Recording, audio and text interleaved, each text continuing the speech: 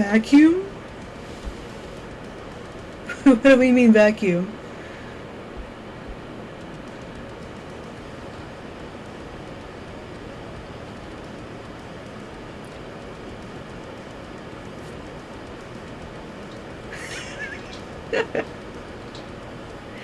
Can you hear my fan? Is that what that is?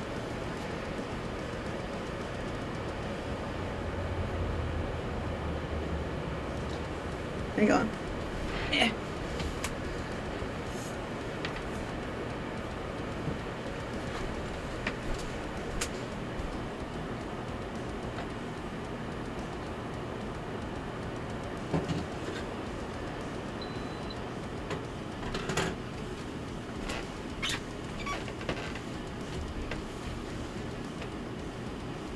Why, Shannon?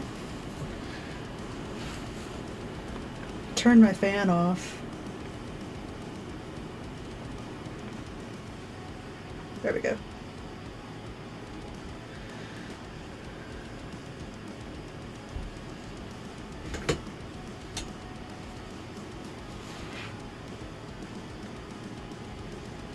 Okay, can you hear me well? How's the audio?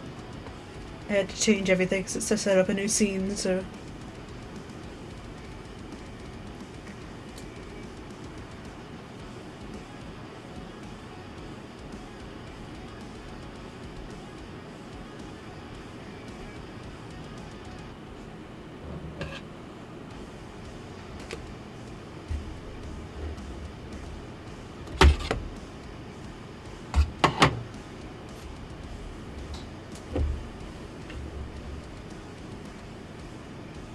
I'll show you more than his feet in just a minute.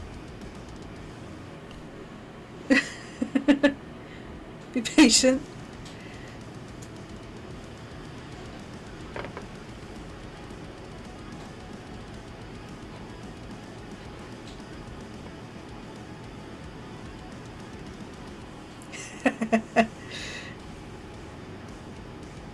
You are funny, don't worry.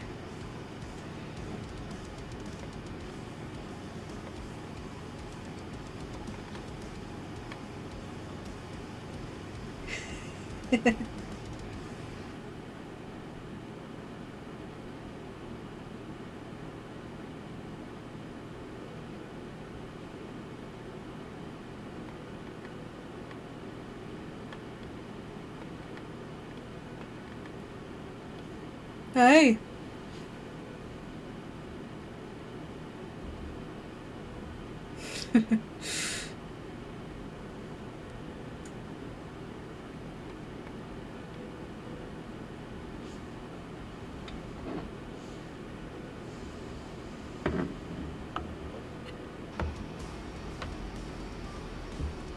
He does, he moves.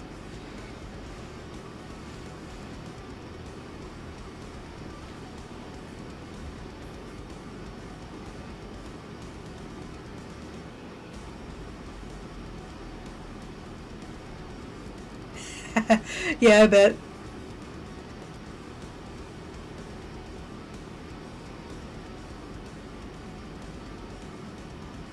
Imagine when I get a model of Tezu. That would be weird.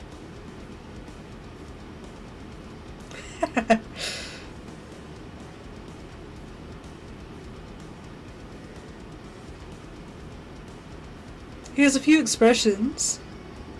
His happy face.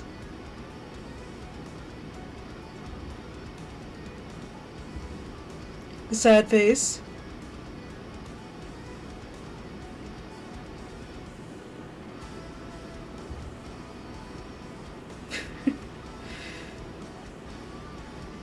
And the shocked one.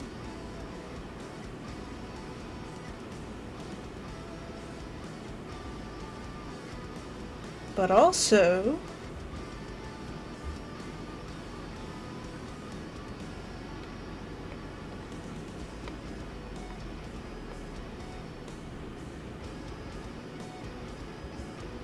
ta-da! Yeah.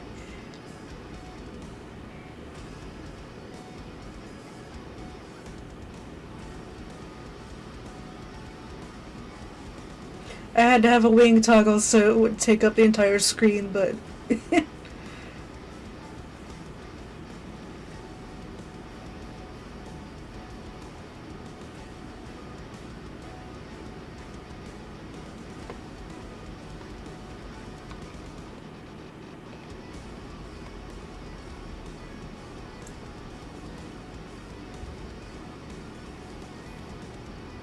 I think they did a phenomenal job on the rigging.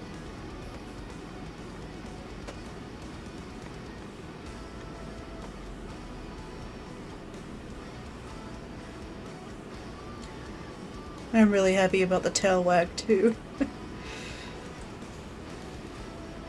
I know it's got to be weird hearing my voice coming out of his face, but that's where the fun part comes in.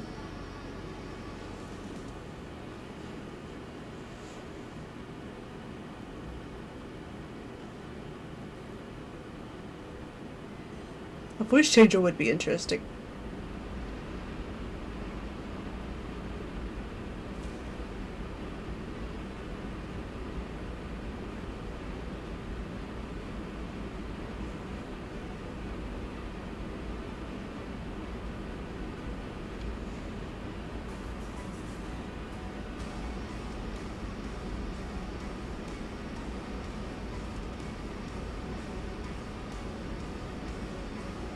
Your therapist still isn't here? More time with me? Hey.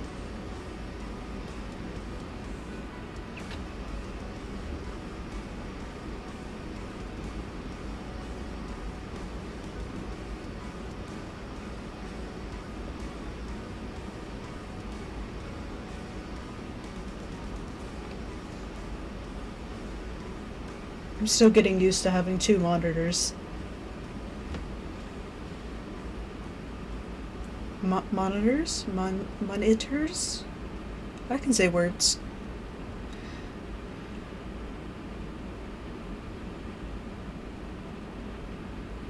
I've heard that this Genshin Archon quest, the one that I'm behind on, is like 8 hours long. Or one of the ones that I'm behind on. So we might be here for a while.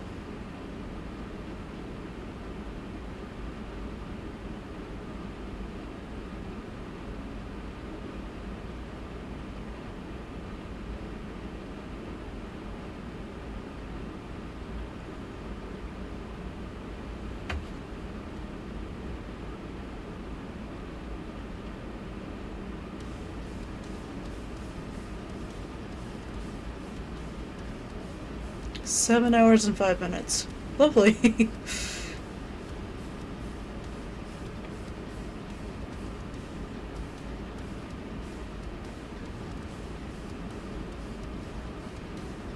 Guess we better get started then.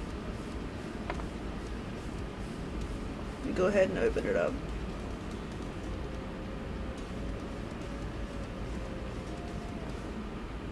Turn off the music.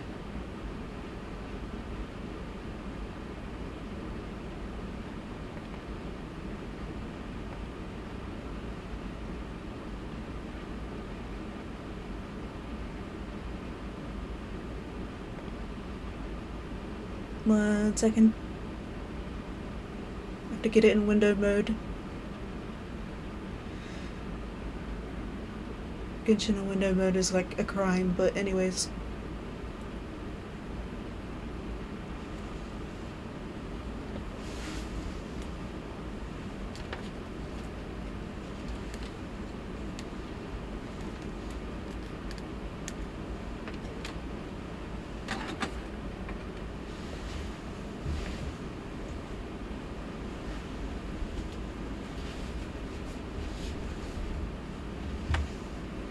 I know, I need to make some emotes.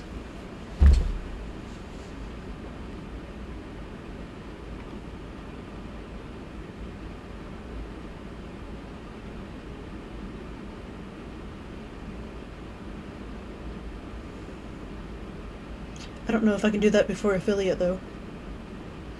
We'll have to see. I'll check it out later.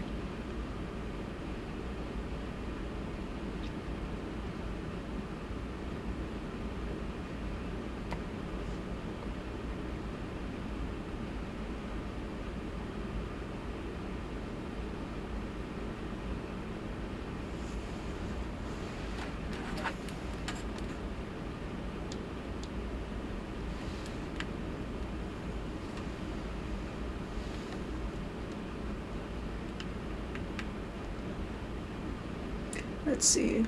Window mode. How do I do that again?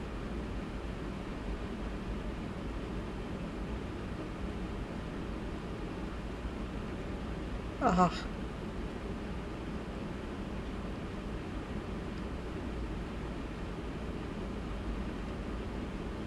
Oh, that looks weird.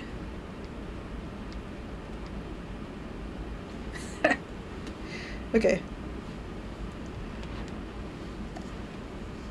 I have too many things on my desk, 1 second.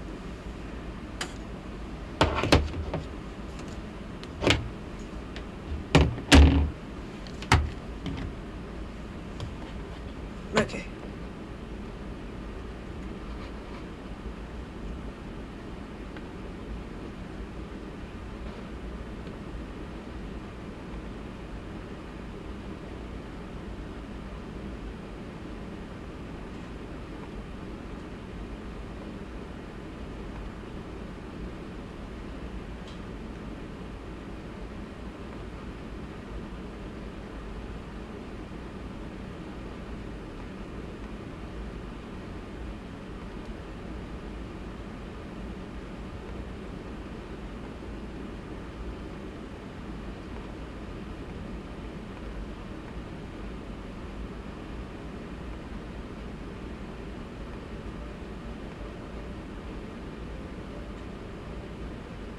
Okay, what were you capturing?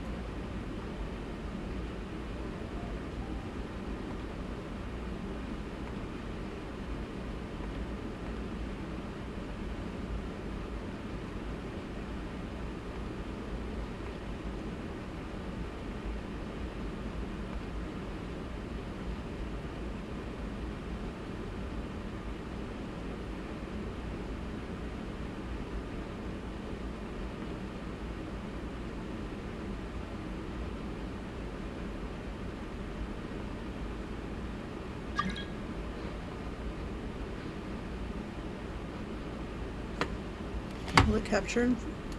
Hold on.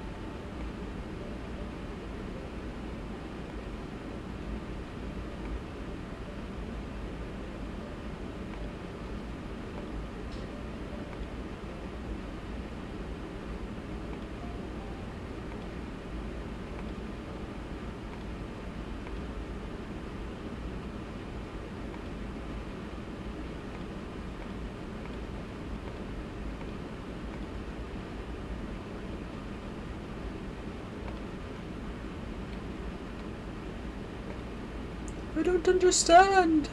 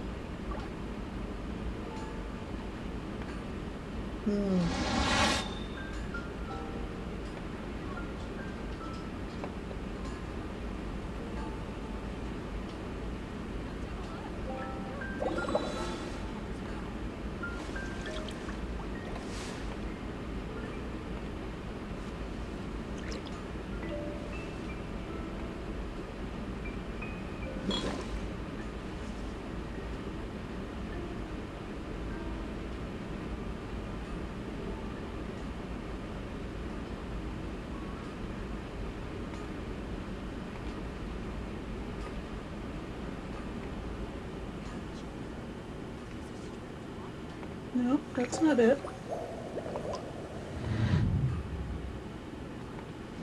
How about this? Do it the hard way.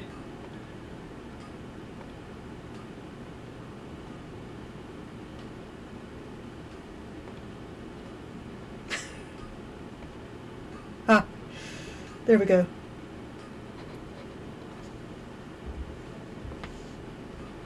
Melusines are beautiful creatures.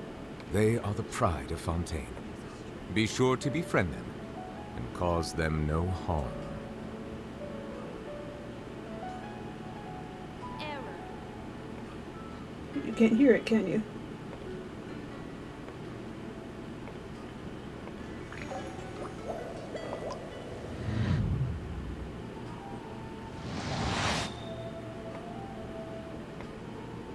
That is the question.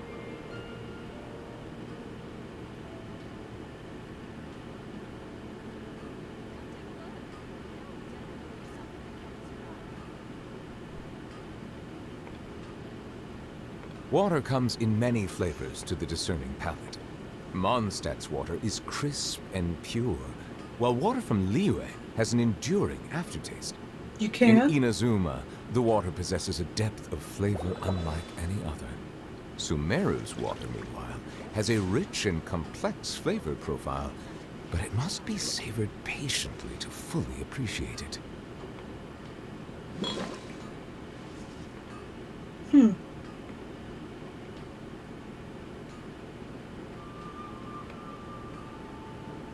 It's weird.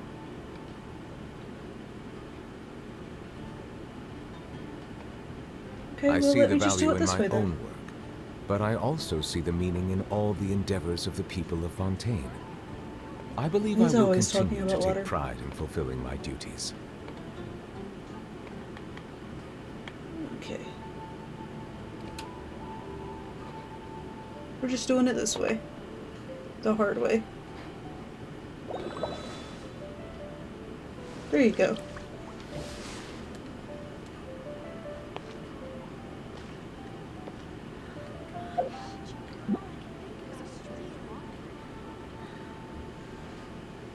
I had to capture my monitor screen instead of the game. Weird. Anyway. Error.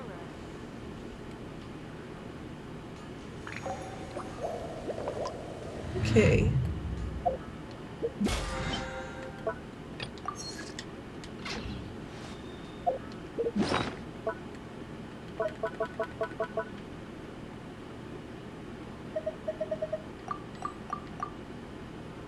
It is pretty. Look at him. He's so handsome. All I can think about is Like his little feather thing on his chest. Dealer. There's a strange walker. His little bow in his hair.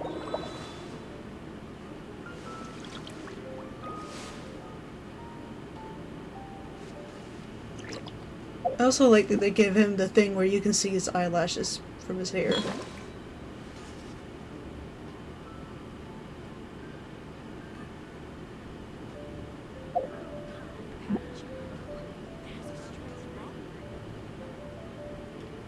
Okay. What we're gonna do first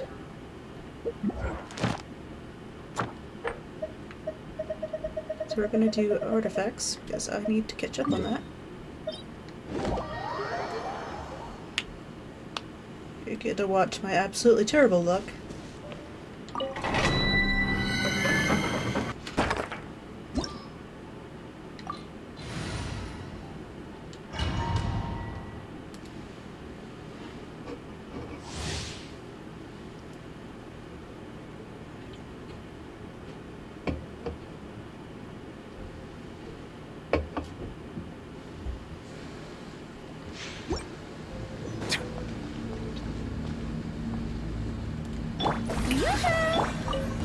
There you are. Correct weapons. Access denied. Settle down! The tides beckon. The wrong test subject.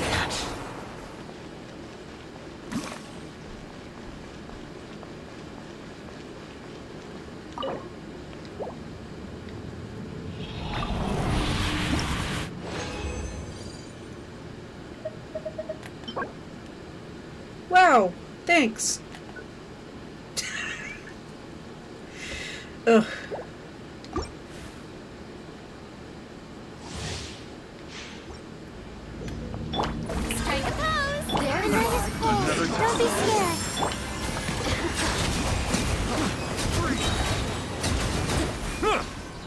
the mighty be humbled. No escape. It's always death. Death with double crit.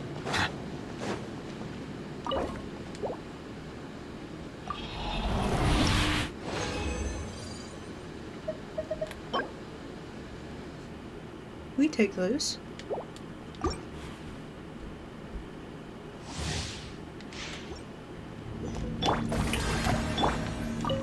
This is long overdue. Here, born of icy.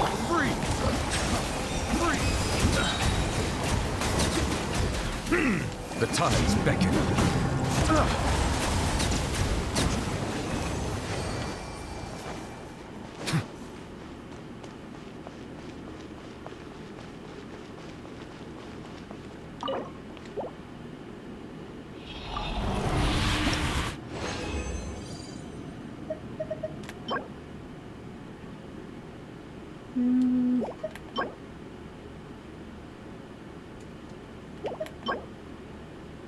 Okay.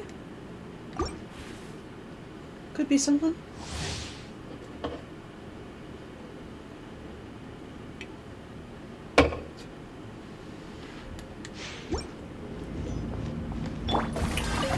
Are you here to play? Access denied. Not careful.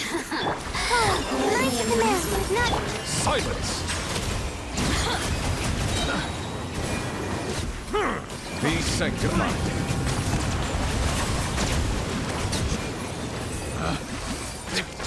The wrong test subject.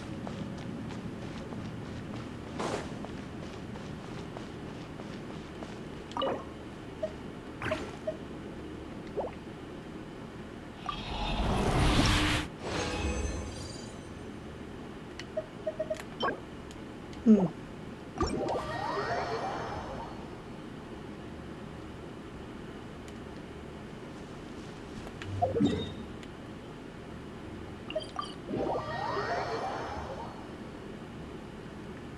Welcome to my bad luck.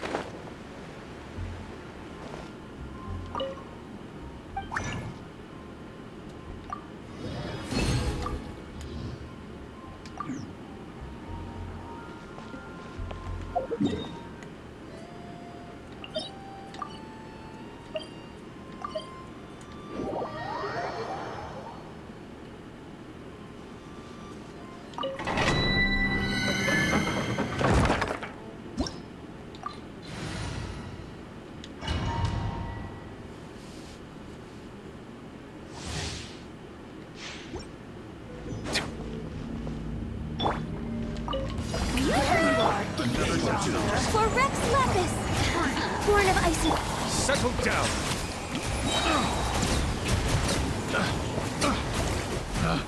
Let the mighty be humbled. Test subject.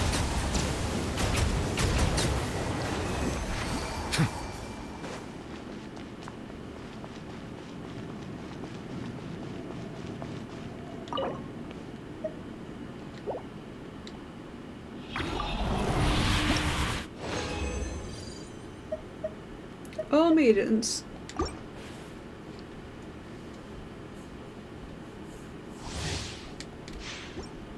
Lovely. Strike a pose. There you are. All hail. Access denied.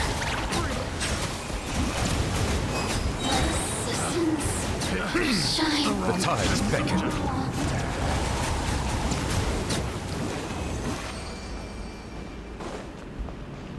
Right now I'm trying to get Xiao rebuilt in Sucrose, so that's why I'm in the trenches.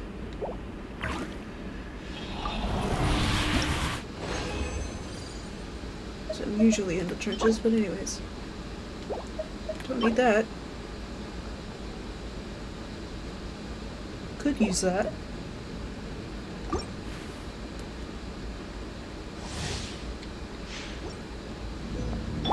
Shower me with praise. Are you Another test subject. stars shine free? Silence! Be sanctified.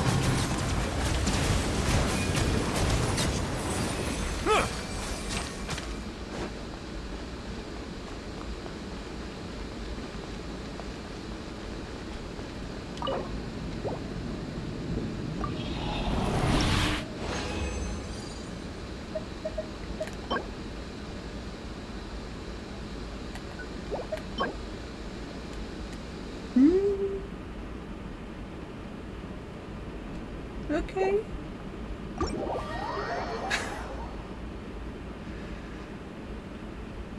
Getting the most questionable artifacts, but okay.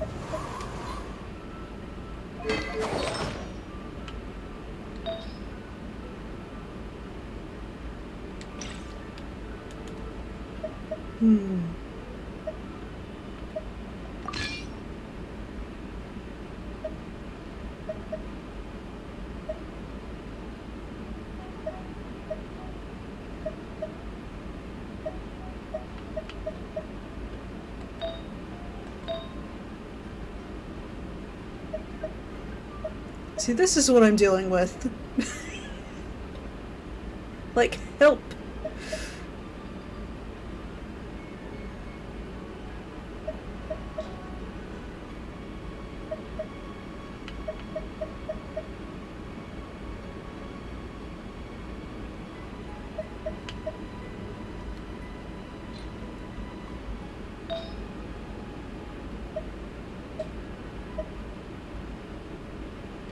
I'm actually gonna steal Hazo's.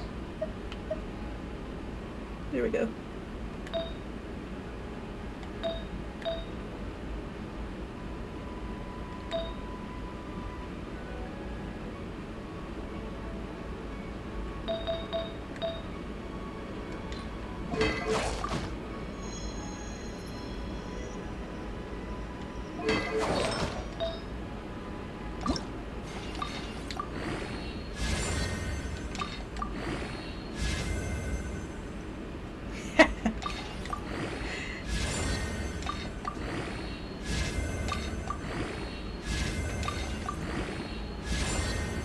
Okay.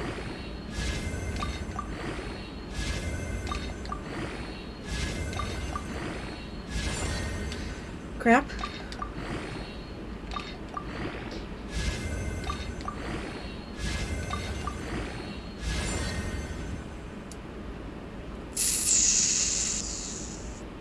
Well.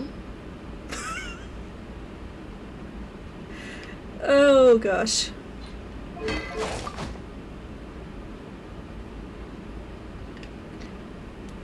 Well, that was better than what he had before.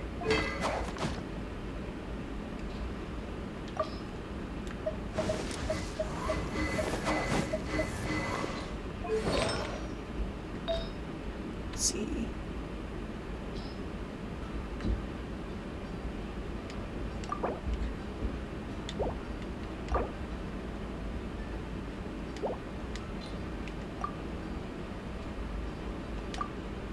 Sure.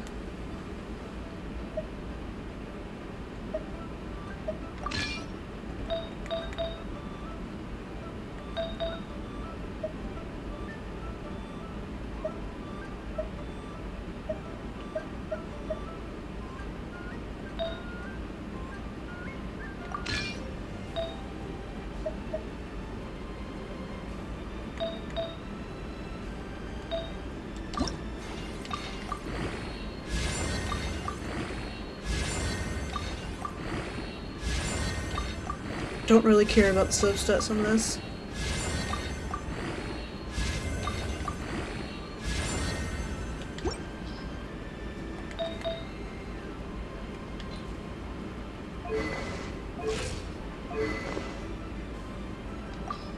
Let's see.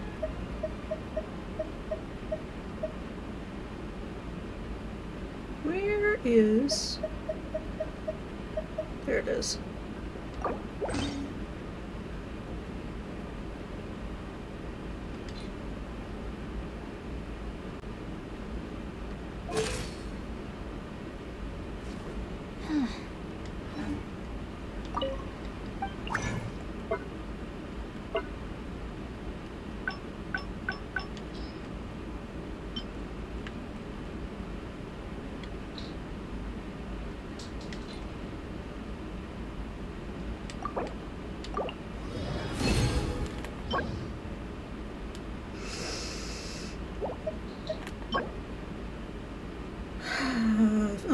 that was backwards.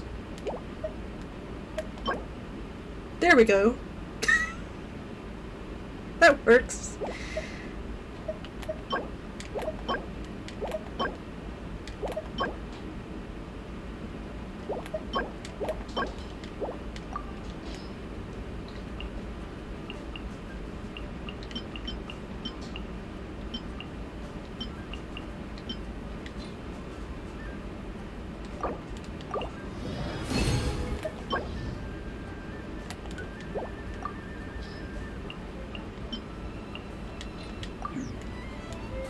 Okay. It's pain for the day.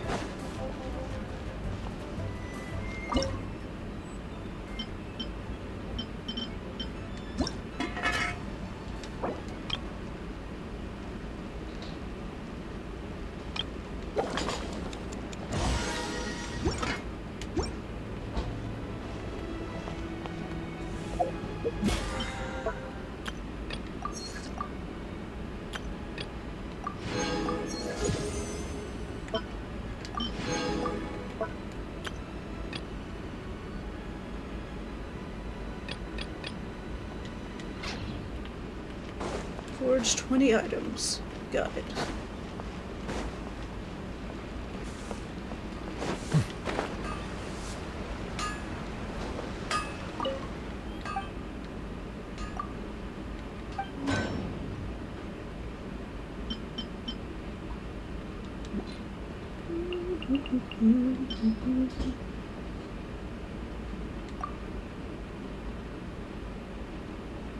Hello? Oh, buffering. There it goes.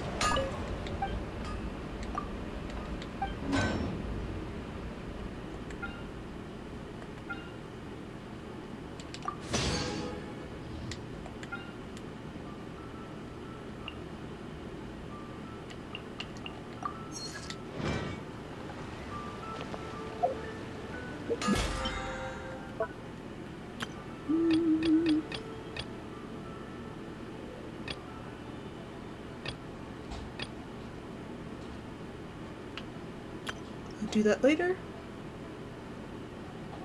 Spiral Abyss. I'll do that later. Okay. Water comes in many flavors to the discerning. Mondstadt's water is crisp and pure, while water from Ad Astra. Thank you for Ad Astra.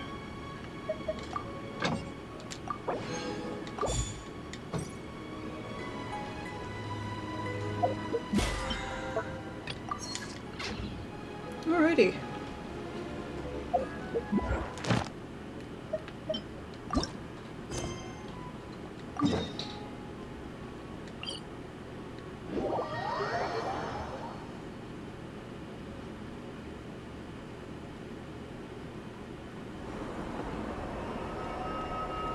Huh? Hey, over there! It's Durin and Albedo with twins! What could they be chatting about?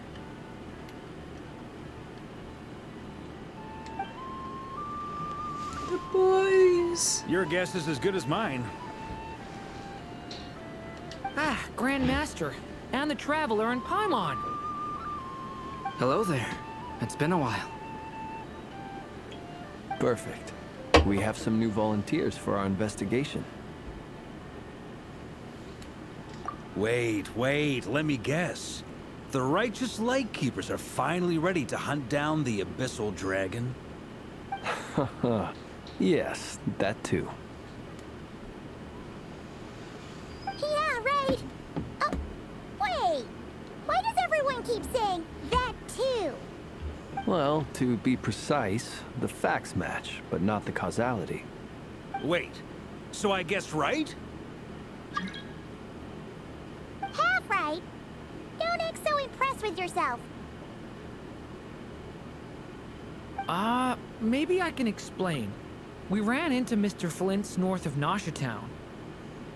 At that time, we just noticed a few abyssal creatures out in the wild, but the strange thing was, I didn't detect any traces of abyssal energy on them at all. On closer inspection, we realized that they were not real monsters, but something akin to reflections in the water, or perhaps a mirage. Huh? What do you mean? Like, you could see them but not touch them? Exactly. It was very peculiar. They roared and tried to attack us, but we could not make any physical contact with them.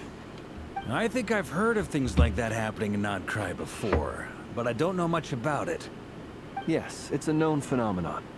Mirage-like illusions tend to appear in Nodcry in the run-up to Moonprayer Night. From a distance, they appear quite real. I myself thought that Misters Durin and Albedo were locked in battle with abyssal monsters when I first arrived.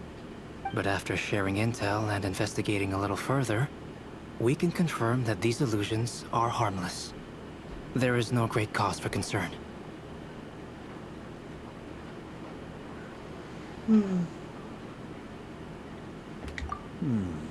All the Mirage stories I've heard are either animals, rocks, or small houses. Abyssal monsters, though? That's a first. It's a first for me, too. So I'm planning to look into it further just to be on the safe side. I intend to inspect a few more locations. What about you two? Any plans? Alice contacted me a few days ago. She'd like me and Durin to assist her with an experiment. But we lost contact shortly after receiving the message. I'm sure that comes as no surprise to anyone familiar with her. We don't know when the wind will blow, yet when the wind blows, we will know. That, in a nutshell, describes how Alice operates. Yeah, that tracks. Okay. Well, I suggest we investigate this Mirage business in the meantime.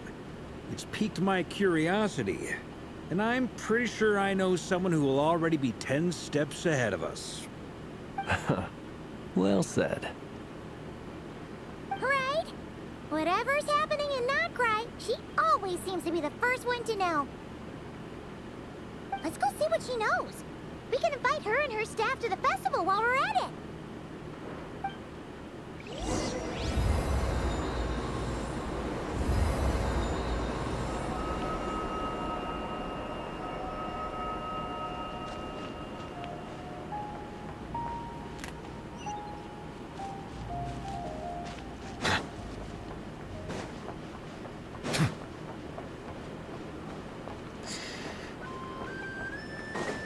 Here goes the start of a whole 8 hours.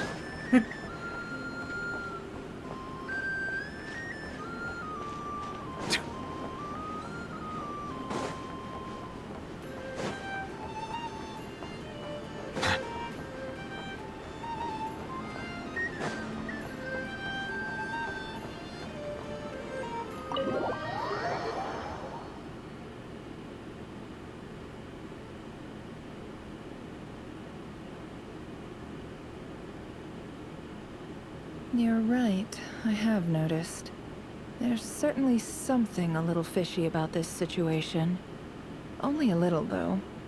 Records indicate that this phenomenon can occur in the days before and following Moonprayer Night.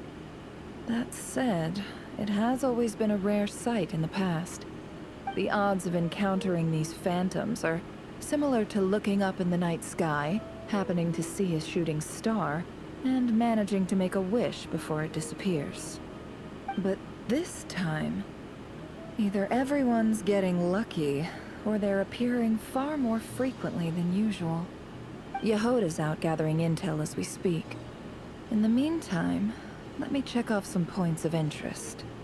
First, the Abyss. The ones we saw seem to be abyssal monsters. Indeed. But we have identified one location where many more of them have made an appearance. And not just monsters, but human phantoms, too. Given the scale and nature of the She phantoms, is so pretty. it's almost as if someone's last memories are coming to life. Or perhaps the memories of multiple people. Oh, So, you mean the phantom monsters are hunting down the phantom humans. Exactly. The phantoms can interact with each other, but we have no means of intervening. In addition, some of the human phantoms would seem to be from the very distant past. This is clear both from the clothing they wear and the stories they tell. They claim to be from Hyperborea, a name which I've heard from Lauma before. If this is true, it means they must be from 6,000 years ago. Did Paimon hear that right? 6,000 years?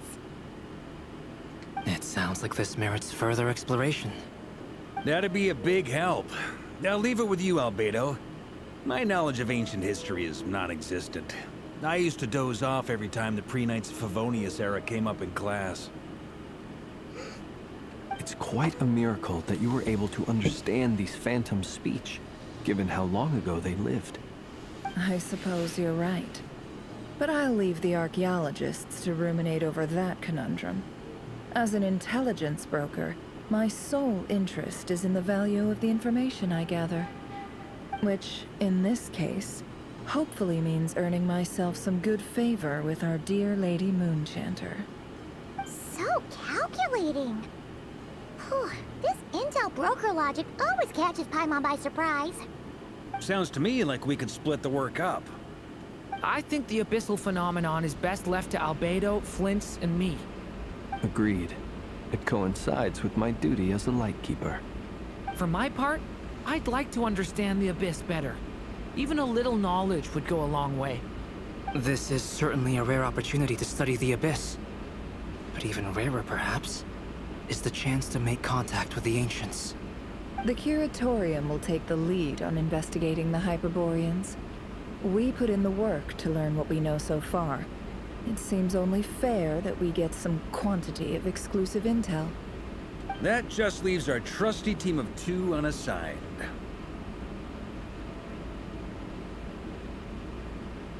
Since you became an honorary knight, of course. This was part of my grand plan all along. Oh yeah, by the way, we managed to convince Columbina to come to the Moon Prayer Night celebrations. Would you and Yehoda like to join too? She agreed to that? Huh. Quite an achievement. Never underestimate the traveler, I guess. I'd be happy to join. No point shutting myself inside when the streets are all decked out. I doubt any clients will be visiting during the festival in any case. And Yehoda loves a party, so I'm sure she'll jump at the opportunity. No, no, no, no, no, no, no, no, no, no! Way to contradict me in front of... Wait, no, that's not what I have bad news, boss. So many people. All right, everyone inside, quick! Oh my gosh. This is gonna sound crazy, but hear me out. I saw one of those phantoms at Star Sand Shoal, and it was some sort of flying ship. Like a spaceship? That's gotta be the one you came to Tibet in. You said you saw the same thing through the moon marrow, right? Ooh. Huh? You already know about it? Ugh, I thought I was gonna blow people's minds. Turns out I'm the last to find out. Wait, back up. You came here in a spaceship? Now my mind is blown! What's it like on the inside? Was it like flying through space? I want to know everything! Yep, exactly. Huge discovery. You're the best. Second best intel broker in the world. After, wow. Really? Well, I don't know if I'm all that. I just realized, but... where are Yehoda's eyebrows? I guess that decides where we're heading next. Come on, don't look at me like that. I know the spaceship doesn't have anything to do with me, but you don't want to leave me as the only one twiddling my thumbs, do you? Please? Fair enough. You can tag along. In that case, let's meet back here to discuss our findings once we're done. I wish everyone a productive investigation. You too.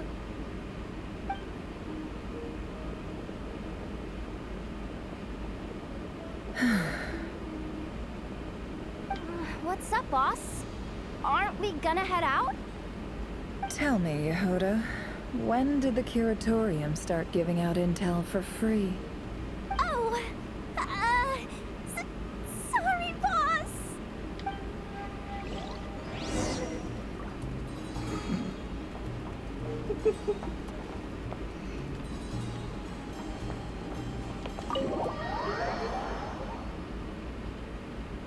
Thank you, Nath.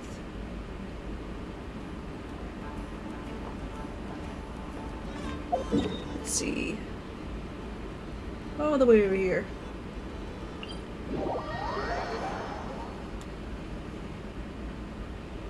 My apologies. This heavy rain must be quite an Oh, that's inconvenience for you.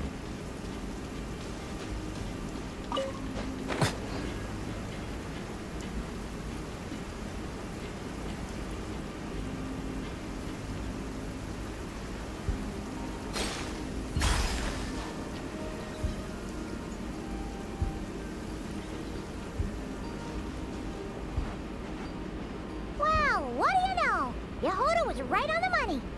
This Phantom really is your spaceship. But that's so weird. Why would it show up here? Is it some kind of projection? Or a ghost? Like, maybe it no longer exists. But somehow it left an afterimage? Ah, you're already here. Miss Lauma, what a surprise. She's I so thought you were pretty. busy with festival preparations. I was, until one of our people informed me that a strange sight had appeared at Star Sand Shoal. No one's ever seen something quite like this before. I thought I should see it for myself. Same here. Oh, so we heard that these things appear around the festival period. Any idea why that is? Unfortunately not. We have very limited information about them, since they can't be interacted with. And no human phantoms have ever made an appearance before now. The most we've been able to deduce is that these sightings appear to be connected to the increase in Kuvaki energy around this time. Yeah, seems like that's all we can do. This is all so confusing. Allow me to lend you a hand.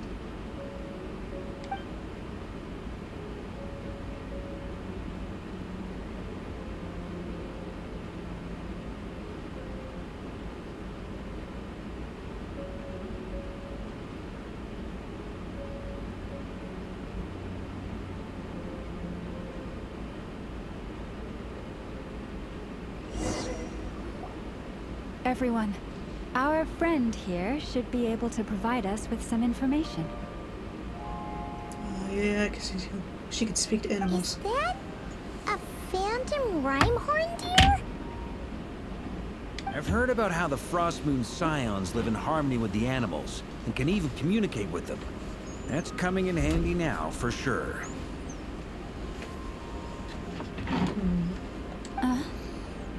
Okay. Yes, I understand. Then how about this?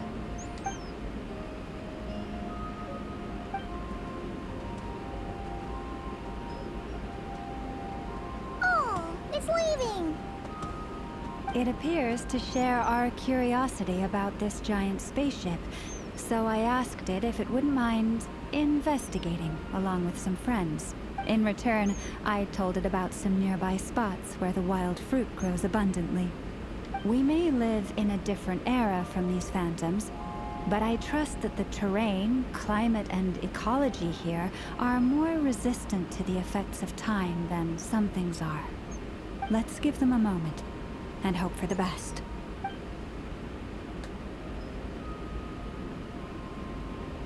All back together? Must have been a lot of fruit. Indeed. Now let me ask them some questions.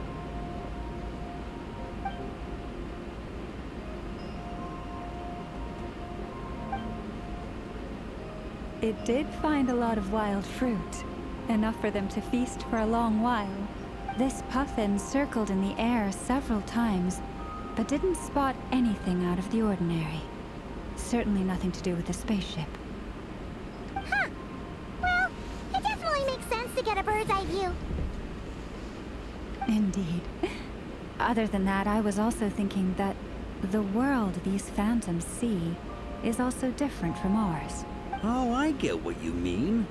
The wild fruit exists in both times and spaces, but there might also be things that only exist in that space-time, which we... Good point. Great thinking, Llama. Blunthorn rhinos can use kuvaki to shift great rocks, but this one says it couldn't get that ship to budge by even an inch. The sniffer mole tried too, but despite being a skilled digger, it could not get through. They say that the spaceship looks robust and undamaged. It seems completely impervious to any and all attacks. Whatever lies within is well defended from harm. So, just like us humans, there was nothing they could do about this spaceship either. Yes. Still, they deserve our thanks. We are grateful for all your efforts, dear friends. Now go, and enjoy your feast. I've noticed some other human phantoms gathered nearby. Come on, let's go talk to them. Talking to ghosts.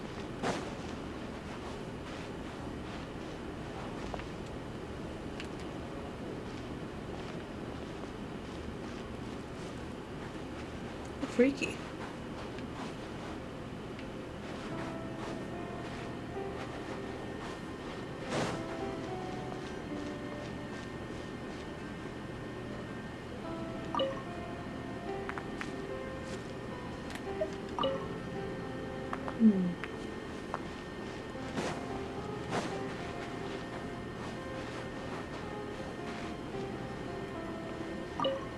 Kalo?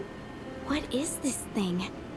I've never seen it move, and there's no way to get inside. Goodness knows. My grandpa says it's been sitting here at least since his grandpa was still alive. What about his grandpa? Did he say anything to your grandpa's grandpa about it? Huh? I don't know. In all likelihood, it was here back then too. Hard to imagine something this huge could move. Sounds like Toma. Guess that means that as far as they're concerned, this ship's been around a long time.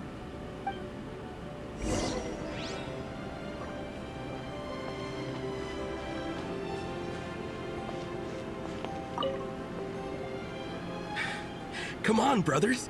If we can get even a small chunk off of this thing, it's gotta be worth a fortune. Today is the day we strike it rich. Huh? You mean Paimon? Yes, brother, I shall join you. Let's make our fortune. We should go with them. What the? This thing is crazy tough. I can't even scratch it.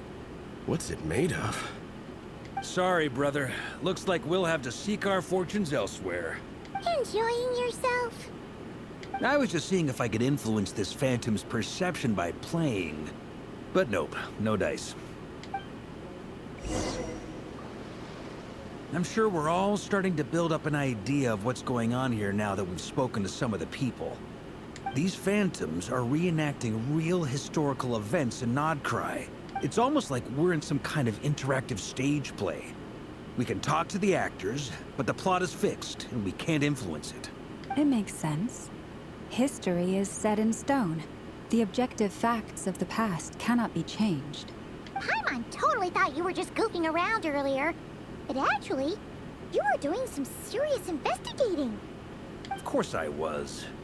Anyway, at this point, I think we're forced to conclude that although the Phantom spaceship is right there in front of us, we aren't going to learn much about it from these people.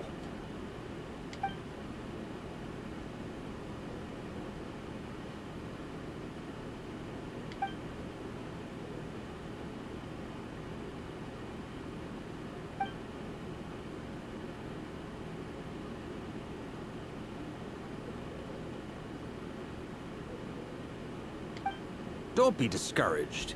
If nothing else, this is proof of the ship's existence. And think about it. So many people tried to hack their way inside, but no one could get the door open. It's made of very tough material. To me, that says that we'll either find the ship itself or the story behind it. It's just a matter of time.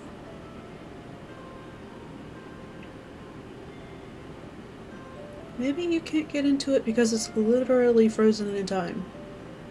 Huh. Every now and then, when Varka gets serious, he actually does seem like Grandmaster material for once. I wonder how the others are doing. Let's head back for now. Sounds good. Also, drinks are on me if Team Knights of Favonius is the first to finish.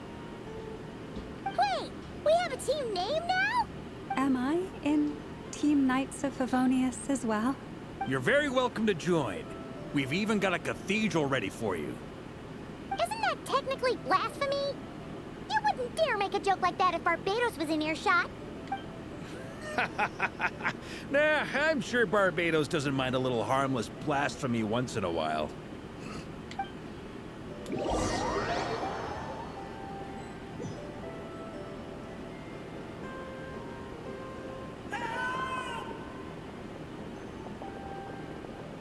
Oh, no! Get away! Oh.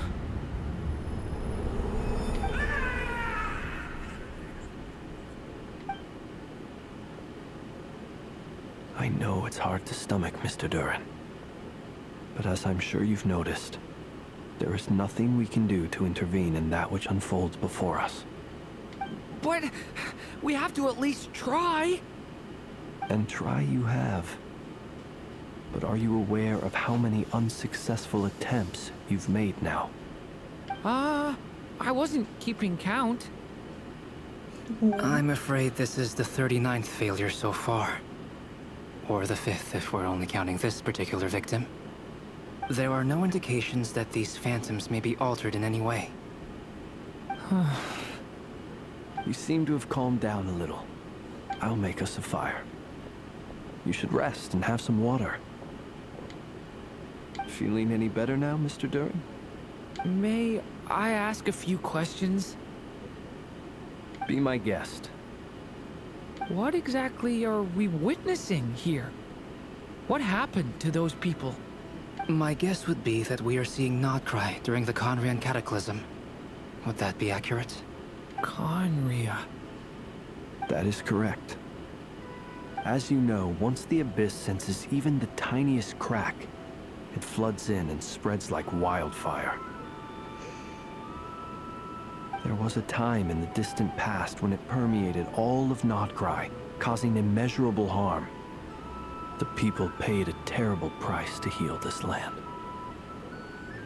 Speaking of Conria, that last guy was from Conria. Then 500 years ago, the whole of Teyvat suffered an abyssal disaster. Once more, Nodcry was dealt a devastating blow. I see. In the face of the abyssal onslaught, all were like grains of sand tossed around by a tidal wave. Be they human, fae, or god. The moment you witnessed is but one drop in a whole ocean of catastrophe. All right. I guess that answers my second question, too. I wanted to know why there's nothing I could do to help them, and that's because what we are seeing is history.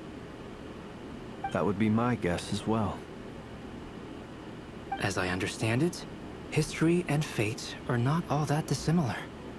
The latter may be unseen to us, but both are immutable. Yes. Fate was determined long, long ago. I still have a couple of other questions for you, Mr. Flint. You mentioned more than one abyssal disaster that has struck this land in the past. How can you be sure that what we're seeing is from the Conrian incident? And also, how are you able to stay so calm when you're talking about these events? From everything I know about you, you're not cold or ruthless, and you're not indifferent to the suffering of others. Alas, I am forced to show my age. I must be 600 or 700 years old by human measure. Wait, so you... One is not easily moved by history when one has witnessed the truth firsthand. I'm sorry. You needn't apologize. Your passion is a good thing to have. Treasure it, because someday you may find it in terribly short supply. Now, at the risk of offending you, I have a question in return. Your curiosity toward the Abyss, is it born from hatred or because you sense its call? I only ask because I kept a fragment of Rere's body in my lantern for a short time. Specifically, his heart. So I know what a burden it can be to carry the Abyss with you. And I hear its power growling from somewhere within you. In my eyes, your mere existence is a miracle. My honest answer is... I don't know. I don't think I have the confidence to say for certain. What I will say is the Abyss is not the only issue that haunts me. Even before I became who I am today, the question dogged me constantly. Should I even exist at all? My doubts remain unresolved. But when we fought Rerir, something became a little clearer to me. Sometimes it is the darkness within us that allows us to achieve the impossible.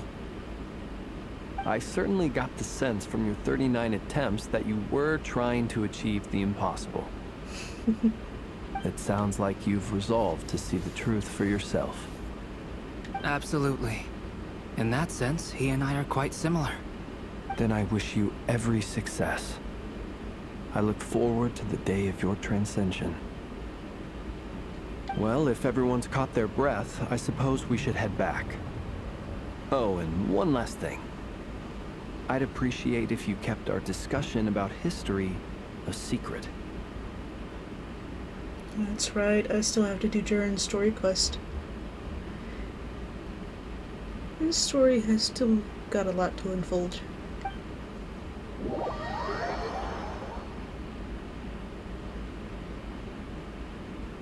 Incredibly, our separate investigations led us all to the same conclusion. Hooray for consensus! Yeah, but we barely learned anything though. I totally thought this would be the mother lode. Talking with the ancients? I mean, come on! But nope. All we got was useless snippets of conversation. And all this stuff about moons and hyperopia. Ugh, what a load of baloney. Seems like people back then had a few screws loose. I understand your frustration.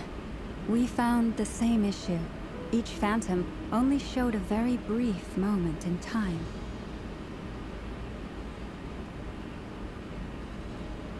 There isn't much value to be found in these miscellaneous fragments of a civilization's history, no matter how glorious it may have been. If there's a silver lining, it's that these phantoms are harmless to the present reality. They shouldn't get in the way of the festivities. Paimon agrees. And not just because it's the first thing she understood in this whole conversation.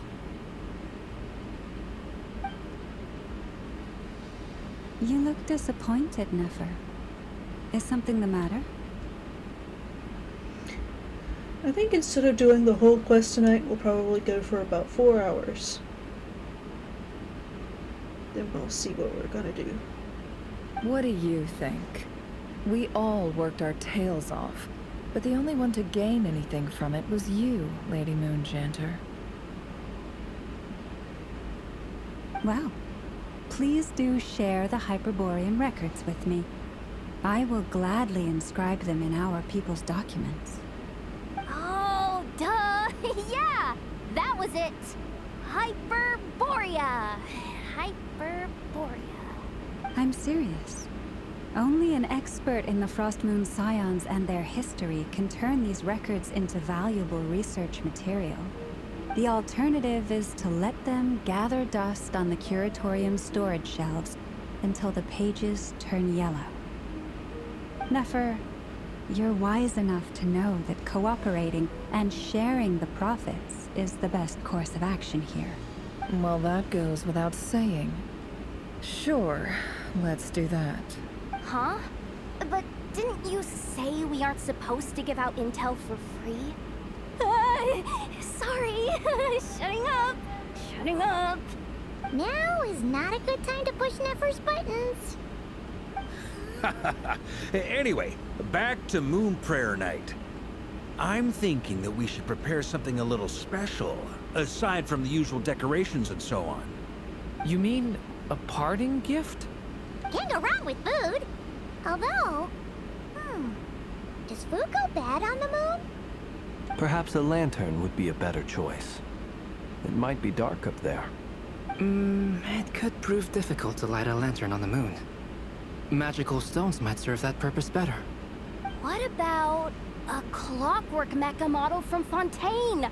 I've got a whole bunch at home. I use them for fighting practice in my free time. None of these sound like things she would be even remotely interested in. But we don't interact with her enough to know what she likes. Yeah. It would really save us the guesswork if someone could find out what she's into. My leg's going to sleep. Oh. Ouch. Wait, what the? Traveler? They're all looking at you.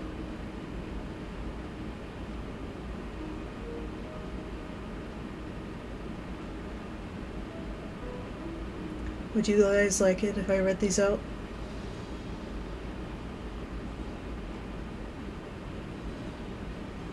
Great! Haha, problem solved. Now, It just I need to means- stop by Dory's. Gonna need her help sourcing a bunch of stuff for the festival. Then let's leave it there for now. We all have our own business to attend to. Traveler, if you find out what Kutar likes, let us know right away.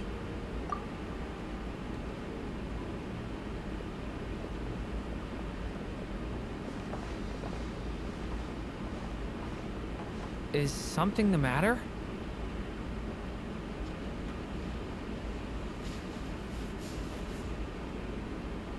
I'm fine. It's just... I'm still feeling a little rattled after witnessing the horrors of the Abyss. But it's okay.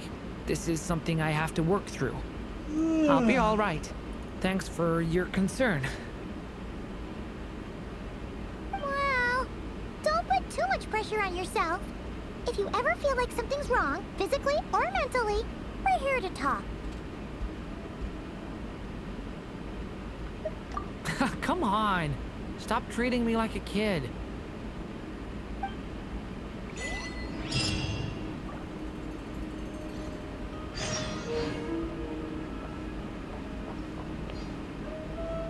Which is why we need a lantern guaranteed to work on the moon. Yes, I have a few ideas, but the lantern itself is the easy part. The real issue is how little we know about the lunar environment. Wait, you two are serious about this? Let's just say I'm intrigued by these shining magical stones that Mr. Albedo has mentioned.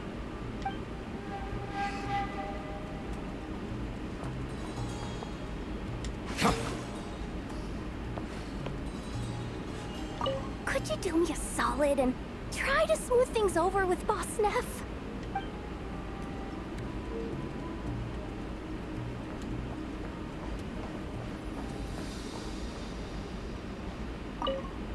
You should get going.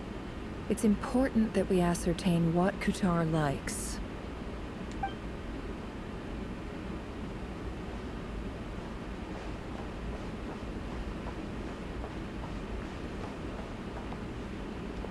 Miss Lauma, would you accompany me into town?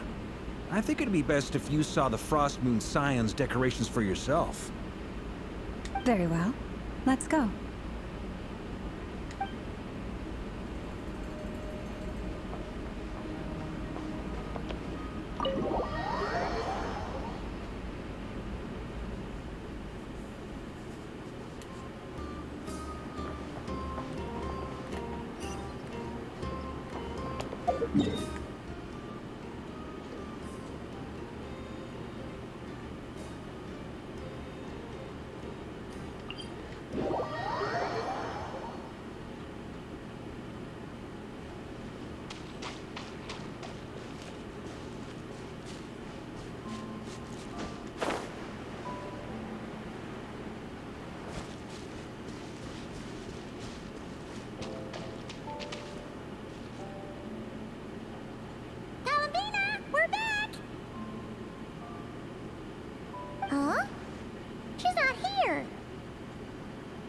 Weren't there a few Kuhenki here last time too?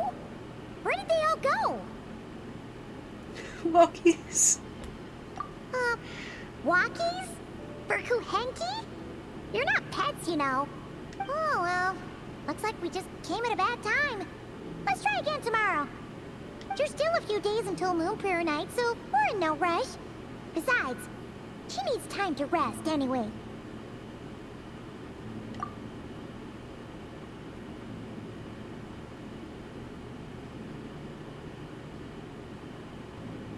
Kalamina! Are you back yet? Oh, how strange. Looks like she still isn't here. Right? It's not like her to spend so much time outside. Especially since she's worried about attracting unwanted attention. What about Luonatar? Luonatar, you there? Hey! Do you know where Kalambina went? Sorry, didn't understand. But if you know where she is, could you take us to her? Yeah, that's even stranger. What about him? Oh, that's not good news. They change color when Kalambina gets weaker, right? And they look super pale right now. Good idea. She might know what's happening.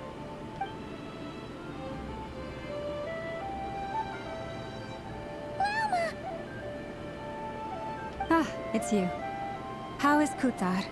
Is she okay? No, she hasn't. I came here to check on her after I noticed the flowers had changed color. Based on past precedent, she must be very weak right now. Even getting up to walk would be a struggle. It seems unlikely that she wandered off outside. Not to mention that she doesn't do that at the best of times either. So yeah, this is super weird. No. Very few people are in the know about Kutar's whereabouts. And if anyone suspicious had visited, they'd have left some sort of evidence. Come on, let's go to Nasha Town. If anyone has seen her, someone there will know about it. It's Notcry's information hub after all. Makes sense. Let's go!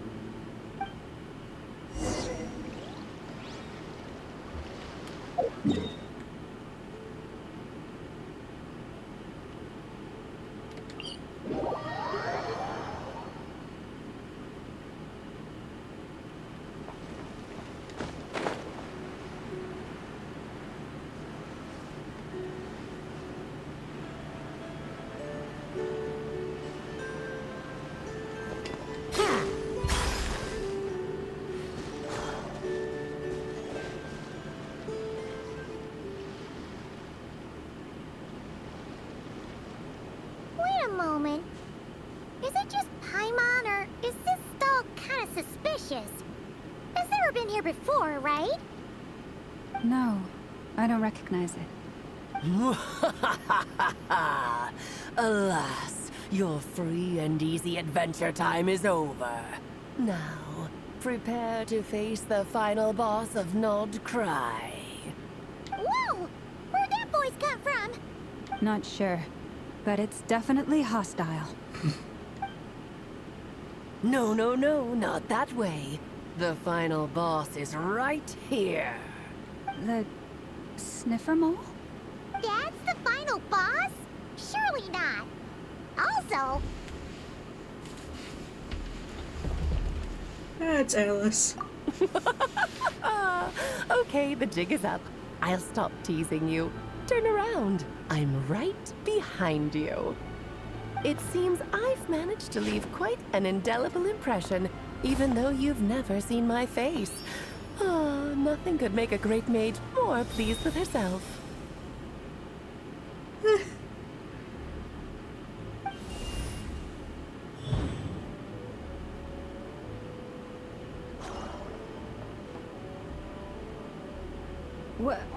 What is going on? I've heard that all the big shots in Teyvat have long, wordy titles that stun people speechless when they make their entrance. Unfortunately, none of them are affiliated with the Hexen Circle, and we ourselves keep a very low profile. The notorious name-dropping doesn't quite work for us. Still, I, for one, think I'm really quite amazing.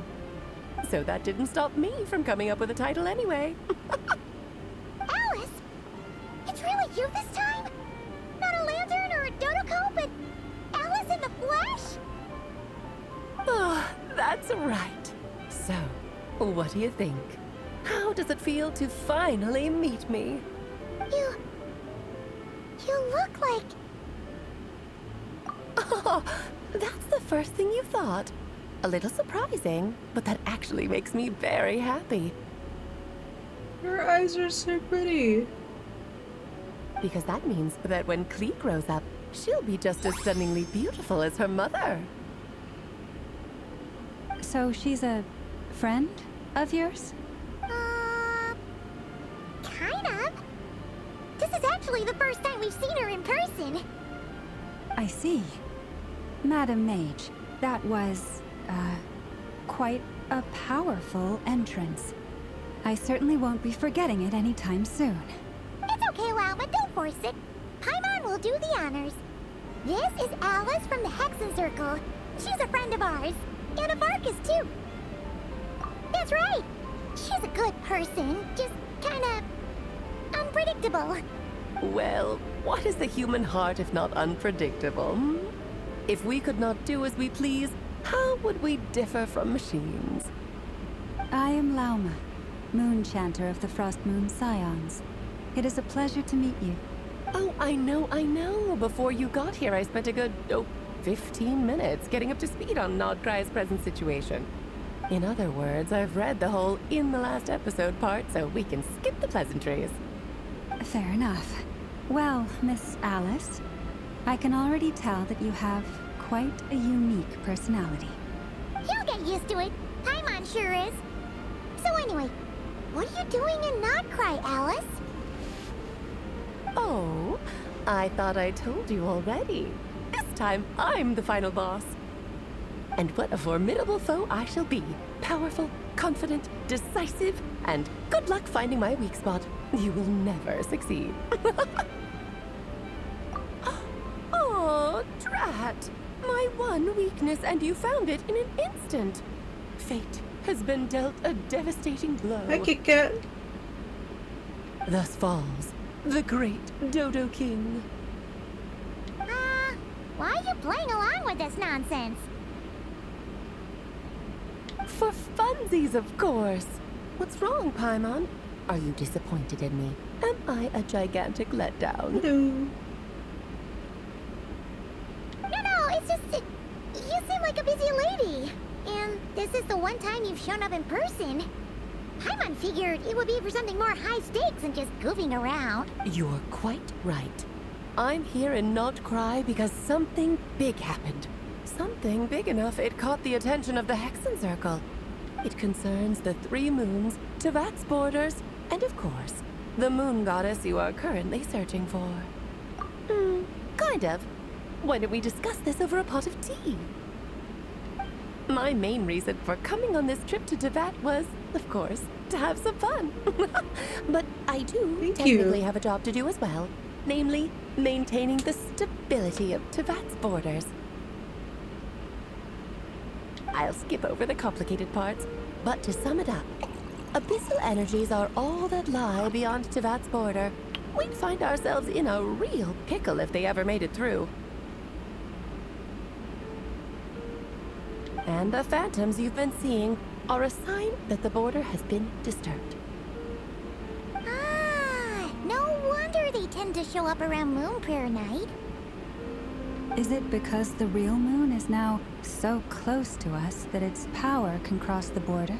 In part, but only a negligible amount passes through. Just enough to influence the verdant crests and so on. And as you've noticed, there has been an unprecedented number of phantoms appearing this year. The influence of the moon beyond the border cannot explain this. No. There is another far greater factor at play. The trilunar syzygy. A trilunar syzygy? Eons ago, before the heavenly principles came to Tevat, It was the then 3 moon goddesses who controlled the laws of this world. Oh, that's exactly it! The 3 goddesses split these powers amongst themselves, promising never to consolidate them into one singular body. This was meant to keep the world stable. But, fast-forwarding to the present, the eternal moon's marrow is with you, while the iridescent moon's marrow, which should never have appeared in this world, has been retrieved. Add that to the presence of a moon goddess in the flesh and... the power of all 3 moons is gathered here in Notcry. There hasn't been an event like this since the War of Funerary Flame. And it's having a noticeable effect on Tevat's borders. Because I wish to give my darling daughter a peaceful, sunny environment to grow up in. Is that a good enough reason? Kinda sounds like you're dodging the question, but it does make sense. Well, that's one reason anyway, and the most important one. The others are a little complicated to explain. For instance, cleaning up after dearest Miss R. Albedo could tell you more about that if you're curious. But right now, I have a more important question to ask you. Why are you collecting the moon marrows? I see. Nicole told me about that legend once. Nicole? You mean meet Anne? Oh, so you remember. Yes, of course. That was the story about fate, her area of expertise.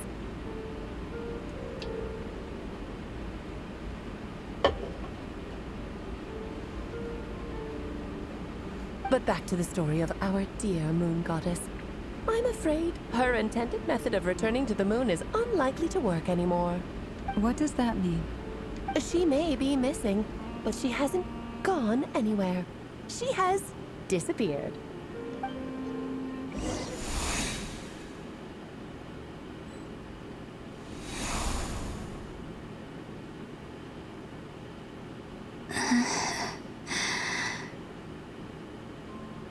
My body is so heavy.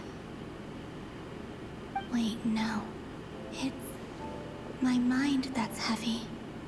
My arms and legs are as light as a feather. What's happening to me? I feel drowsy, like I've been asleep for too long. Is it daytime or nighttime? Is the moon out?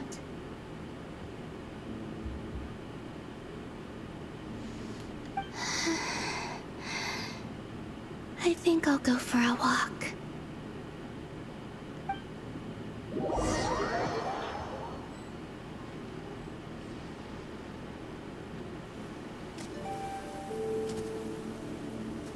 Ooh, cutscene. Are you out for a walk too? Oh?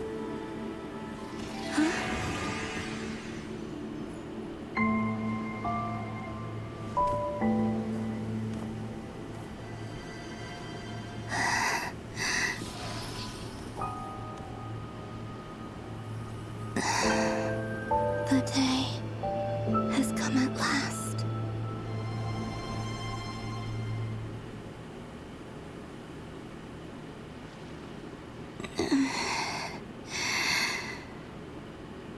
Have I grown so weak that I can't even sustain my physical form? But Moon Prayer Night is nearly here. I was so close to returning home.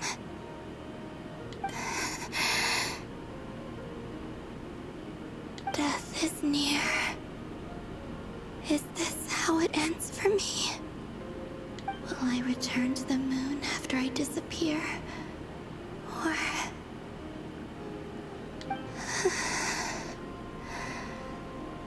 I don't want it to end like this. So far, at least, I still exist. Even if not physically, I can still feel. But as my power wanes, I'm sure that too will fade. I suppose I might take one final look at this world. The world where I was born.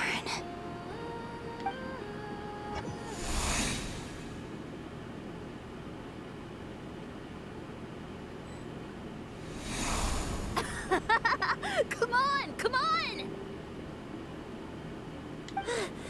Wait for me! The Frost Moon Enclave. How much it has changed since I was born. I wonder how old she is. These decorations, they're so heavy. It's times like these when you kind of wish men could be priestesses and acolytes too. How fascinating. I've never had the chance to be privy to people's private lives in this way.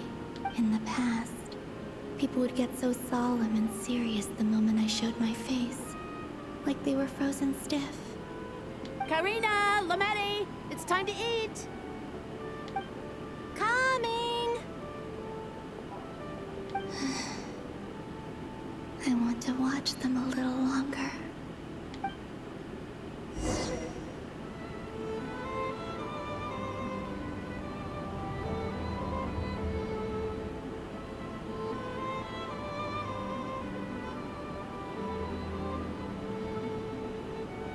So just fill these balloons with air, right? Yep. Try a couple now to test things out. The rest can wait till Moon Prayer night. Think fast. Rita! Teasing an acolyte of the Frost Moon Scions? Surely that's a punishable offense. Take this! Huh? All right, enough horsing around. Lady Lauma gave us a task. We should get back to it. The task is just to check that the balloons don't leak, right? Doesn't matter if we fill them with air or water. Yeah. Okay, you got me there. And you got me there. But still, we can't use all the balloons before the festival even starts. We won't use all of them. And as long as Lady Lauma's trusted acolyte doesn't snitch, this can stay as a little secret between friends. A couple more can't do any harm, right? Oh, you menace. Then, think fast!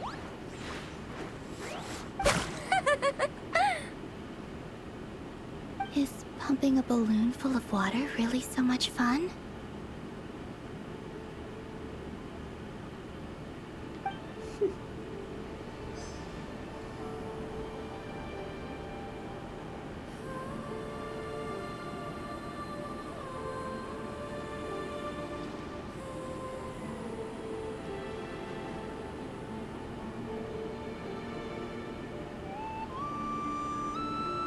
I'm sure you're both tired from playing all day. Come on, eat up. A plain, humble meal. That has always been the way of the Frost Moon Scions.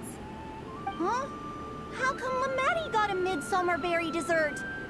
Oh, I always get Lockaberry. I don't mind sharing. You can have a bite of mine if I get to have a bite of yours. Hmm? They're sharing food? I've never shared food with anyone before. Even at the Harbinger tea parties, everyone just ate off their own plate.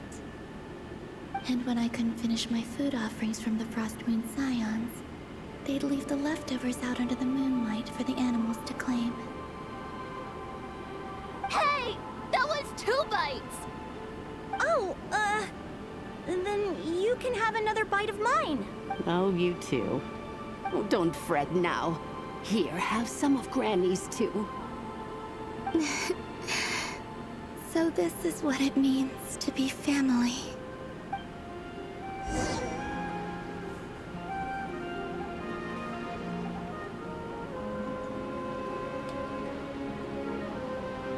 I'm seeing so much that I'd never usually get to see. They'd never act like this when I was around. It's nice, being able to just watch people in peace in these final moments. What a rare opportunity. I think I'll go take a look around Nasha Town, too. Maybe the Traveler will be there.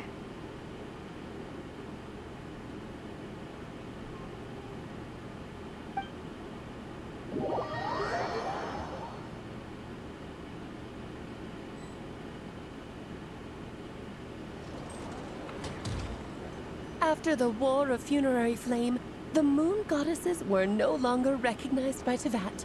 They lost the whole foundation for their existence. That's why the Moon Goddess's strength is fading. She cannot withstand the world's rejection of her. To be more pedantic about it, the Moon Goddesses did something to offend the heavenly principles, and that's why they were ousted. Something of a recurring theme in Teyvat's history. Theoretically, speaking so candidly should put me in their crosshairs too, but they can't tell me what to do. I'll say whatever I want. Anywho, the Moon Marrow energies were but a drop in the bucket for her, and that battle against the Ray Hair of Solnari only weakened her further. Fortunately, it happened close enough to Moon Prayer Night when the Kuvaki concentration here is high. That's the only reason she managed to survive this long. What do you mean, fortunately? You said she disappeared. We're too late. Ugh, what a headache. I thought this was all common knowledge. I guess I have some more explaining to do. Okay, buckle up. It's time for another lecture.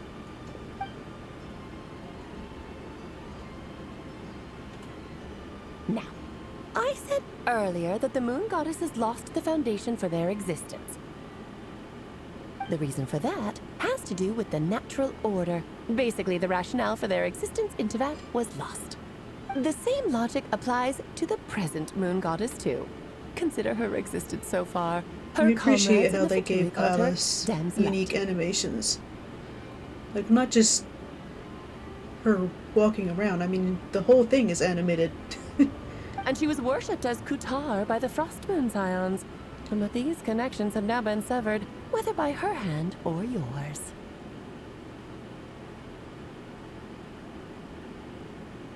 So, the rationale that once sustained her existence is now gone. Wait, we did that to her? Oh, well, strictly speaking, yes. But let's not start pointing fingers, shall we? I'll only end up as the big bad villain, and that's not the kind of final boss I want to be.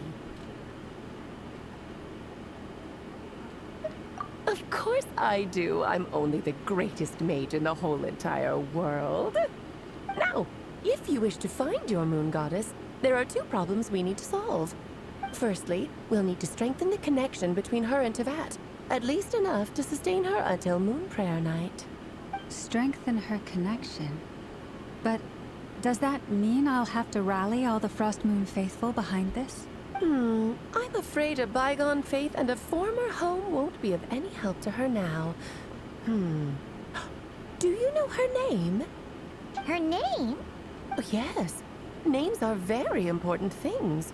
A name is a fundamental concept that anchors one's entire existence. Then your first job is to find it. As a Moon Goddess, I'm sure she must have a name she identifies with. Neither Columbina nor Kutar is her true name, and she's never really accepted either of them. So, finding out her real name is enough to sustain her existence? Yes, I know it sounds like a small step, but every journey begins that way. So for now, that's all we need to focus on. The second problem is with her plan to use the Moon Marrows to return to the moon. Unfortunately, piercing through the false sky will take an enormous amount of power. Given her current condition, she won't be able to provide anywhere near enough power, even if she recovers her physical form. But no need to fret. Nicole's the expert in this field, and I'm sure she'll figure something out. Wait, Mage N is going to help us out too? That means we've got 2 Hexacircle mages on the case. This is turning into a pretty big deal. Actually, this is more of a side quest for me. Like you said, I'm a busy lady, so I can't stay for too long. I'll have to return to Teyvat's border soon. That's the upside you get for looking out for my little Klee. Hopefully that will incentivize you to carry on keeping her company in the future. Anyway, jokes aside, you'd better get moving. It will take quite a miracle for the Moon Goddess's consciousness to hold out till Moon Prayer Night. Oh, I suppose I might as well tell you where Nicole is before I leave. Off you go now. Time to meet your new friend. Oh, yes, and a little suggestion. Don't forget to mind your heads. What? I wonder how Durin's doing. I should really go see him before I head back. You really are super busy. I most certainly am. There's so many children I have to keep tabs on just in Mondstadt. Durin, Albedo, Venti, Varka. Klee didn't make the list, huh? Of course not. Klee is my pride and joy. I have no qualms about her, because she's the best child in the whole wide world. Yeah. Klee's a little angel. I'm glad you agree. Well, all the best. See you when I see you.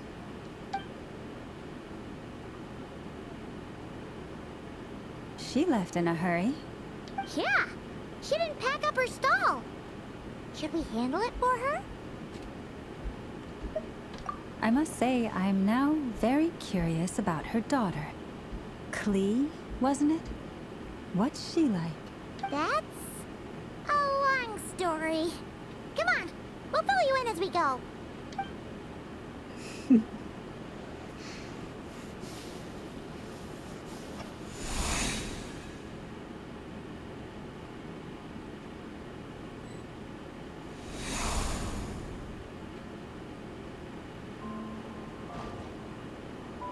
What a lively place. I've never experienced Nasha Town like this before. Hey, you old geezer! Your hammer's rusted through!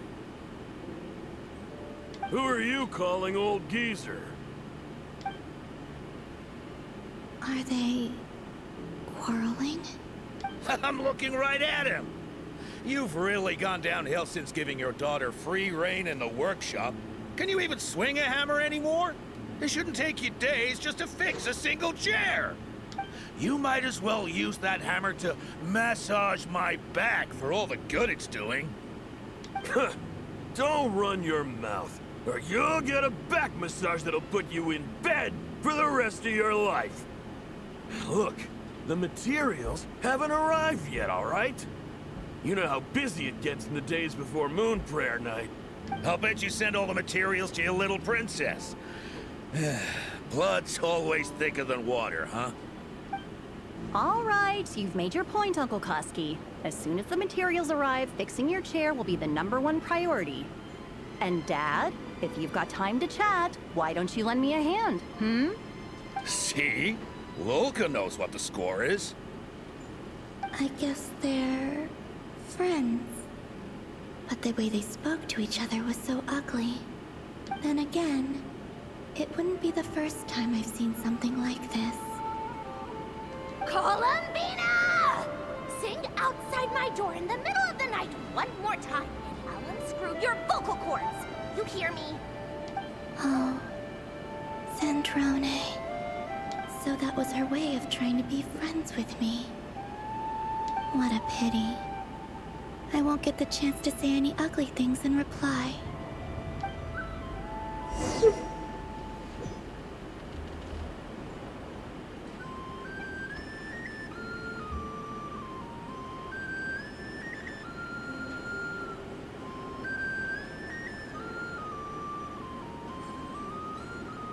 Hey, have you decided what to give her for Moon Prayer Night?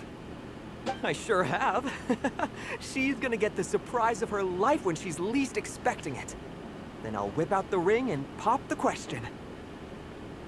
The surprise of her life. What a fun turn of phrase. Cool, I get the picture. You can spare me the gushy details. Ooh, looks like we have a customer. Hello there, ma'am. Would you like some Moon Prayer Night candy? Huh? Is he talking to me? Can he see me? Here you go.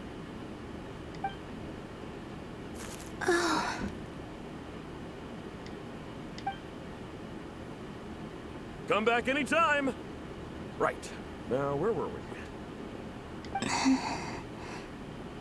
I don't know why, but I still held out hope.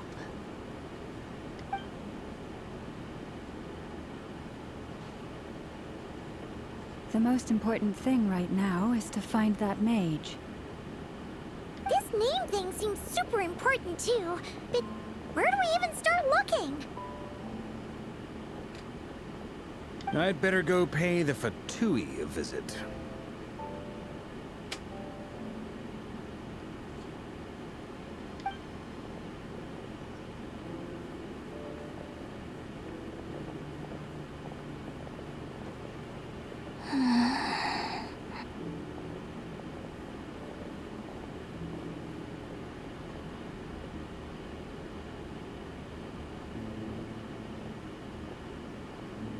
Columbina?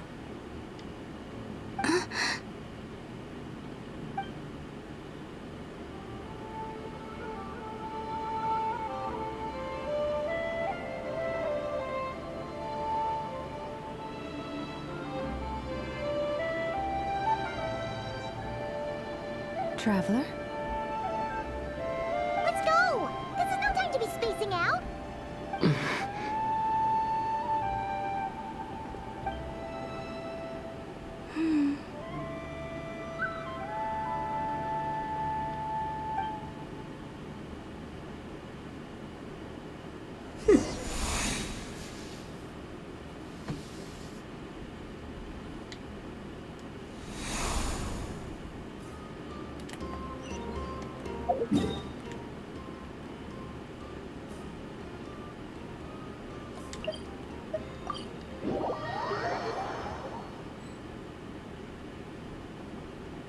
Where are they going?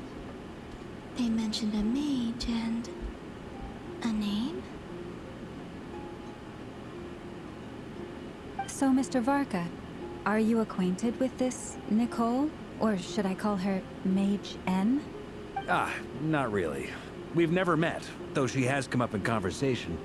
From what I've gathered, Alice kinda took Nicole under her wing. Taught her how to speak in a more ladylike fashion, that kind of thing. Huh. Hard to imagine Alice as an etiquette coach. Yeah. Alice is a larger-than-life personality, I'll give you that. But then again, that's why she's able to draw such an eclectic mix of people into her inner circle. If I remember correctly, being an interesting person is actually one of her main entry requirements. So, if you ever wanted to join the Hexenzirkel, I'm sure you'd both be eligible to apply. Hey! Don't go around making promises on Alice's behalf! I wouldn't dare. I'm just trying to paint a picture of the Hexenzirkel for you. Okay, sure. Anyway, since none of us have ever met Nicole, how are we supposed to find her? We can't just go up to every woman in sight and ask, "Hey, are you Nicole?" Maybe something she's wearing will give it away? Like, a windbloom pinned to her chest or something. Wait a minute. Alice never said Nicole was from Mondstadt. Oh, true.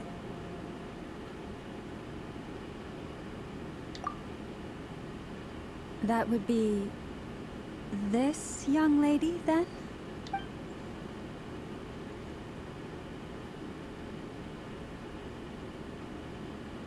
Hey there! Sorry to disturb you, but... are you Miss Nicole? Varka, Knight of Boreas of the Knights of Favonius.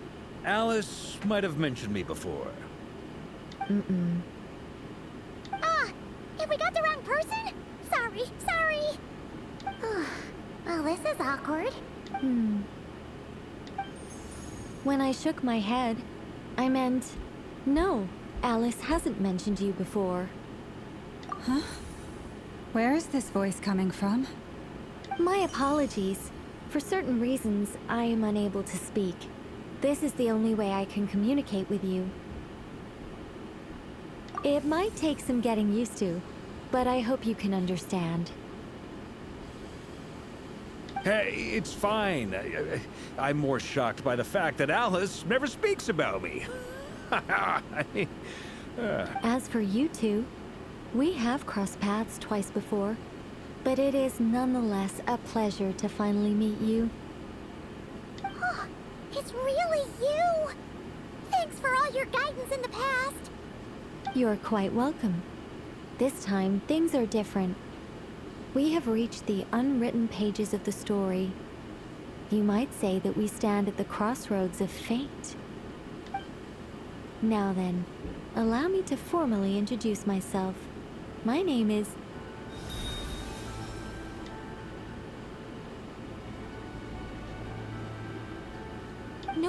No, stop! Alice! I can't believe it! I had a whole speech prepared. I'd agonized over every single word. She always picks the worst moments to ruin other people's plans. I'm so sorry about that. Alice took the liberty of devising some bespoke self-introduction magic for each member of the Hexen Circle. But I could have sworn I deleted all of the triggering conditions for it. How did it bypass everything? Oh gosh, this is so embarrassing. This is a very different side of Nicole than what we're used to. Is she not used to face-to-face interactions? Don't worry about it. We've seen that introduction magic once already, so it wasn't too much of a shock. Please go on, Miss Nicole. We'd love to hear what you have to say, or, well, communicate. Huh? Are they talking to this lady? But... Will you all promise to forget that horrendously embarrassing introduction? Sorry? Embarrassing? When?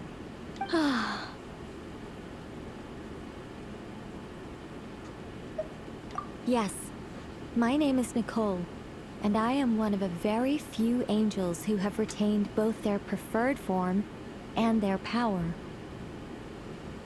The Traveler and Paimon should be no strangers to this concept. There is another of our kind in Natlan. They call her the Lord of the Night. Alright! Paimon remembers her! Yes. Well, I have retained more of my power than she. It's because I don't have a long-term duty to fulfill. To be more specific, no. We'll be here all day if I get into the specifics. Moving on. If I'm not mistaken, you are here because you wish to learn how one might reach the moon beyond the sky. That's right. Is that something you can give us any guidance on? Yes, I do know a way. It began with the Hyperboreans, who lived after the War of Funerary Flame. Blank looks. Maybe I should start with the background of the war, or maybe not. It shouldn't be an issue. I'll fill in the gaps for you when we have more time. Anyway, after that war ended, the three moons retreated to beyond the false sky. The Hyperboreans were humans I once aided. They accepted the civilization and creations bestowed upon them by the angels. But despite accepting many blessings of the angels, many among them still held on to their faith in the moons. They were reluctant to accept the new order. Even after the War of Funerary Flame, they sought to contact the moon goddesses beyond the sky and receive their guidance. But all three had passed away by that point. This mage has a unique method of communicating. Is she talking about the moons? Yes, but they did not know. And so, still they prayed for the moon goddess's mercy. After building titanic structures that consumed vast amounts of Kuvaki, at last they glimpsed the moons and heard their voices. But of course, they were gravely disappointed, for it was then that they realized the three moon goddesses were dead. Oh, that's such a sad story. It is. Humanity was in a very sorry state at that time. The angels who had once aided them were gone, and the war of funerary flames had left them homeless and destitute. Just a second, I gotta ask. How relevant is all this history to the task at hand? Well, I mean, it's... Okay, it seems we've drifted into irrelevant narrative waters. It's been a while since I've had the chance to speak inside someone's head. As soon as I got started, I lost control, and the words just flowed out like a waterfall. What I'm trying to say is... Right, yes, that's it. The relevant part is the ritual created by the Hyperboreans. The fact that they bypassed the false sky and saw the true moons implies that they successfully built a connection between Teyvat and the outside world. Which means, with enough Kuvaki and a sufficiently stable connection, it should be feasible to send one person over the border. Okay, so they built some kind of portal? Oh, yes. A portal. Yes. Is something wrong? You sound disappointed. I just didn't expect you to summarize it so well. It turns out I could have said all that in one word, if only I'd managed to think of it. No, please, it's fine. This is invaluable knowledge. I'll be sure to record and preserve everything in writing. Oh, really? Well, in that case, I suppose I could backtrack and add some more detail. I did gloss over a few things so far. Whoa, whoa, whoa, time out. Let's summarize what we've got first. The Hyperboreans were the last ones to use this method, right? So we somehow need to find whatever structure they built and make sure there's enough Kuvaki to power it up. Luckily, we have the moon marrow of both the eternal and iridescent moons, so we're all good for Kuvaki. Which means the key issue we need to focus on is finding the place. Am I right so far? Yes. Although, I expect the structure is long gone by now. That said, what if we could take advantage of the phantoms to travel back to a time when it still existed? Well, travel back isn't quite accurate. It's more like we'd be creating a handshake between 2 points in space-time. We wouldn't even have to pick a time when it still existed. It could just be a time when it still appeared in phantom form via projection, or we could project our own phantoms, fold them together, and... You look lost. Was that too hard to follow? Yeah, things got a little, technical there. Paimon's brain is reaching capacity. All right. Let me think about how to put this more simply. Okay, got it. Over the next few days, I'll search for phantoms that we can use. Once I find one that meets the criteria, I'll let you know and we'll regroup. By completing certain rituals, specific individuals will be able to enter the phantom and make it to the Hyperborean structure. If everything checks out, and it looks feasible, we'll just need to wait for Moon Prayer Night, and we can send the Moon Goddess back home. I'm really skimping on the detail here. Is this making any sense at all? I think so. For now, we'll just wait to hear from you. Yes. Basically, yes. Great. Counting on you. In the meantime, we'll focus on finding the Moon Goddess's name. My name? Are they looking for a way to stop me from disappearing? Excuse me, Miss... Go on, Miss Nicole. This conversation was a little all over the place. I didn't catch your name. I am Lauma, of the Frost Moon Scions. Ah, I did wonder. I noticed that you listened very intently when I spoke about Hyperborea and the moon's history. If you'd be interested, I'd love to visit you this evening and go through it again in greater detail. Also, if you were serious about making a record, it would be too risky to simply write down the raw details as is. I would suggest some tweaks. Maybe rewrite the stories as fairy tales or fables, perhaps even prayers. Anyway, we can cross that bridge when we come to it. So, see you later then? Oh, and no need to prepare anything. Just a cup of tea will do. See ya! She seems friendly. It's just...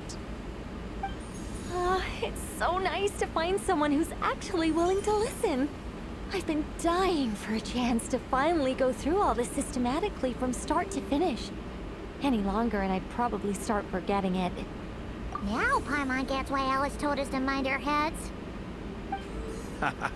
What did I tell you?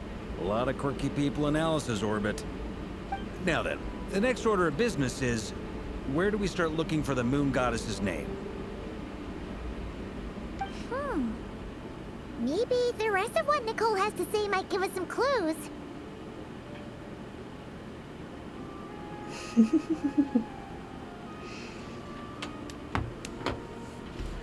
Me when I start thinking about Genshin.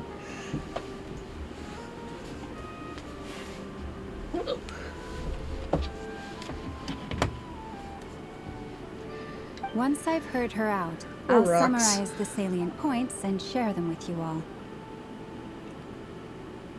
I'm also inclined to review our other documents. Yes, our faith was first established by our Hyperborean ancestors, but many of the more factually accurate records are from after Kuthar's birth. Sounds like we're gonna follow Columbina's journey through Devat, huh? In that case, we'll start by heading to the Frostmoon Enclave. Sounds like a plan. Take this with you. I'll see about getting in touch with the Fatui. It'll probably just be Arlecchino and Sandroni again. They're the only ones who would want to help. Thank you, Mr. Varka. Don't mention it. Honestly, I'm more comfortable dealing with the Fatui than prying into the details of a young lady's childhood. Catch you later. I should follow them, just in case there's some way that I can help.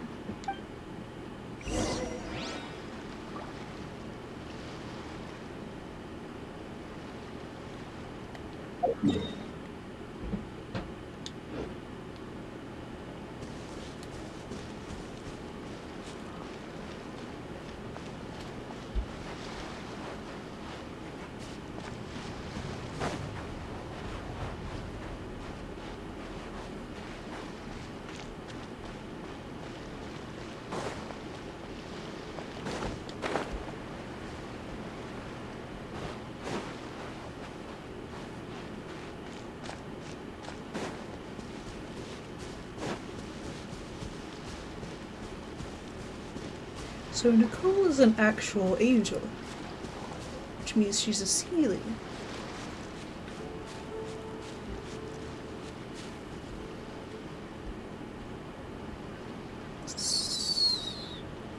If I remember correctly, angels turn into Seelies whenever they fall in love for a human.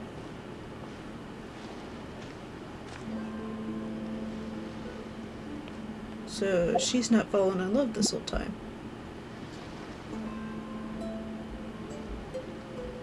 Interesting.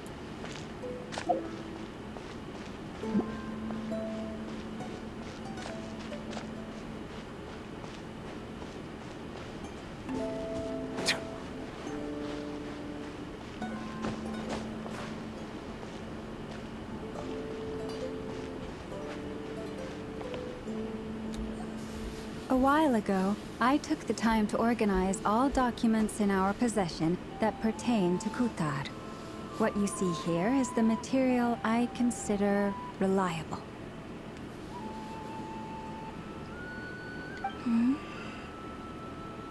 You're saying there's unreliable material too? Yes. Most of the information we have was transmitted through an oral tradition. Inevitably, some of her stories were mythologized and deified over the years through countless retellings. That's why I organized them into reliable and unreliable.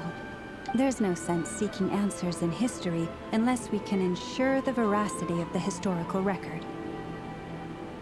Makes sense. All right, let's take a look through.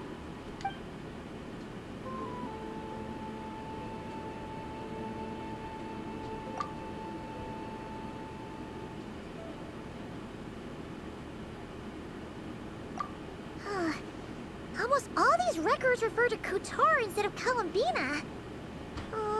Although neither of those is her real name. Paimon's not sure what point she's trying to make. What we can gather from these records is that the Frostmoon Scions worshipped her as a god, placing impossible expectations upon her. I cannot fault them for their earnest faith, but for all their devotion, worshipping her day in, day out changed nothing. I imagine that none of it resonated with Columbina. It wouldn't surprise me if, even back then, she had already begun to reject the name Kutar and everything it represented. Lama speaks the truth. When I heard them call upon Kutar with hope and expectation in their voices, they may as well have been calling upon somebody else.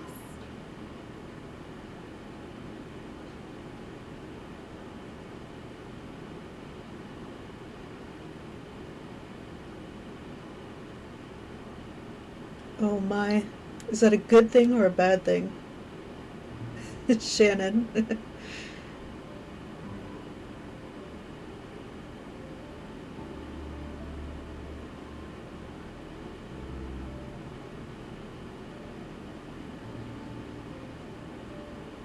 True.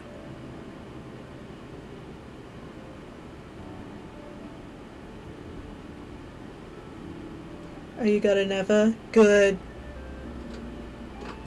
And Eva's... I could not imagine my account without her at this point.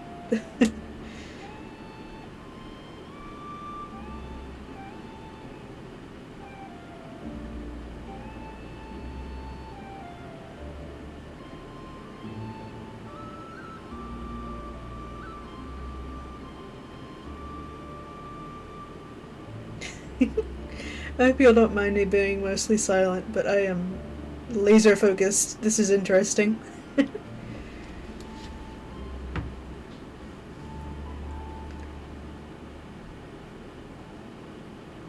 Oh, you cave too? I was thinking about pulling a little bit for with what I have, which is not a lot, but because I know with her kit that she's kind of like necessary for a lot of things.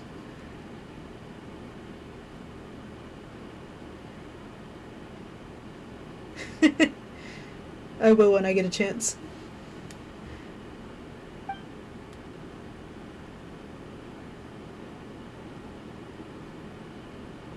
Well, that's a bit complicated. I looked at the level of detail, perceived authenticity, prose style, and how realistic their portrayal of Kutar seemed to be. Amongst the Frostmoon Scions of today, only I know of her existence, and I alone have spoken to her face to face. As such, I know that there are certain things she simply would never do. That being said, I have sensed some changes in her lately.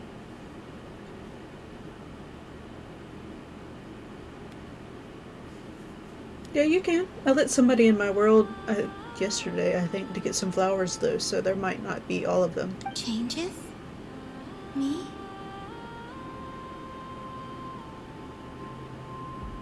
Oh, seems like this is getting us nowhere. Oh, for what it's worth, why don't we check the unreliable sources too? Sure. Give me a moment.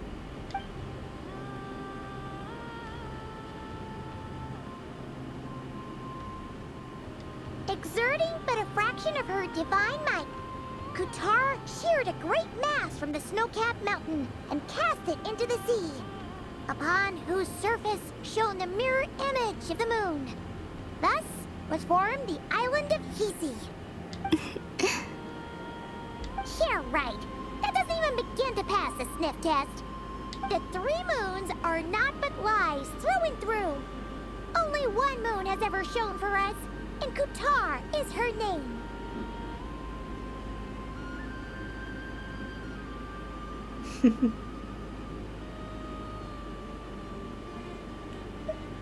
The vast majority of ancient texts are filled with fanciful tales like these. I trust you understand my criteria a little better Yeah, now. when I get a chance to get a break from the quest, I'll let you in. Kuthar did not speak, merely gazing into the distance in silence. And where her gaze landed, this was her prophecy. Clearly, whoever wrote this text never even met Kuthar. Otherwise, they'd know that her eyes are always closed. What about you, Traveler? What are you reading? Come on, let Paimon see. The child wished to build a wooden nest with which to shield a fledgling bird from the cold. But being so young and lacking in strength, the child could not snap the branches from the trees. Kuthar was passing by. Upon seeing the child, she summoned forth a Kuhenki, who built a beautiful nest for the child. I remember that.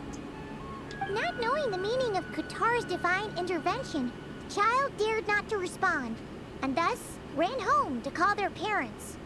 But Kuthar was gone. The Moonchanter declared the event a miracle and took the nest as a relic, placing it on high for all to see. The child was named as one favored by the goddess, and was greatly respected amongst the people. Yet, no further miracles were bestowed, and this matter was forgotten in but a few years. Huh. Any thoughts after reading that? Yeah. Columbina probably just wanted to join the kid in making nests.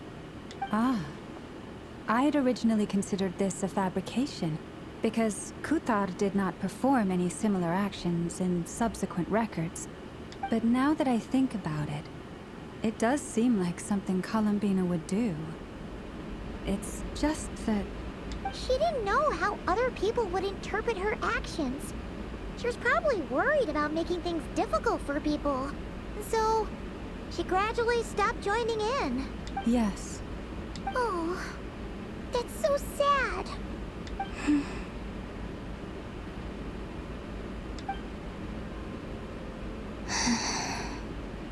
And now, I can make no such gestures of warmth, even if I want to.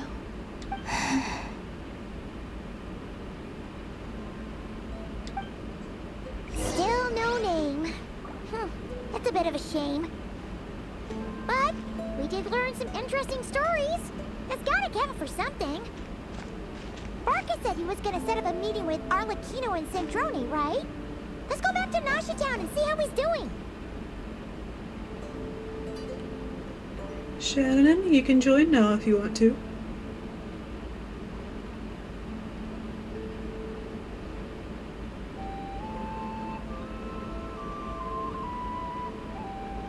Melusines are beautiful creatures. They are the pride of Fontaine. Be sure to befriend them and cause them no harm.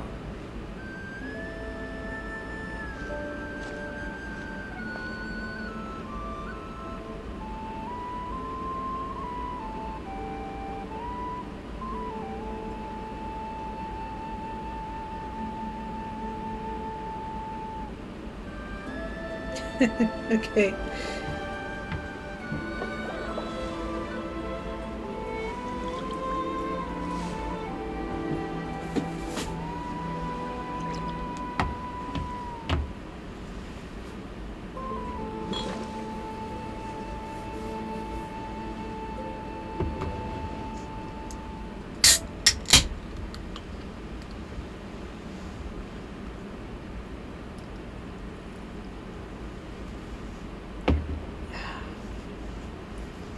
Water comes in many flavors to the discerning palate.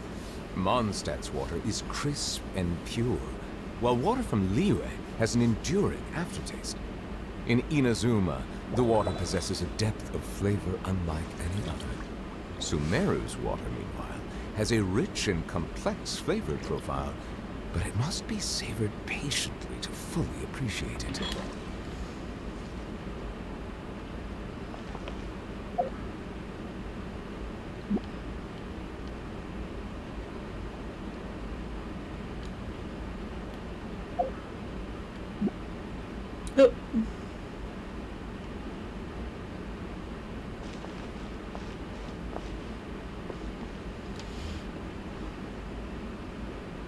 I just updated it when I launched it.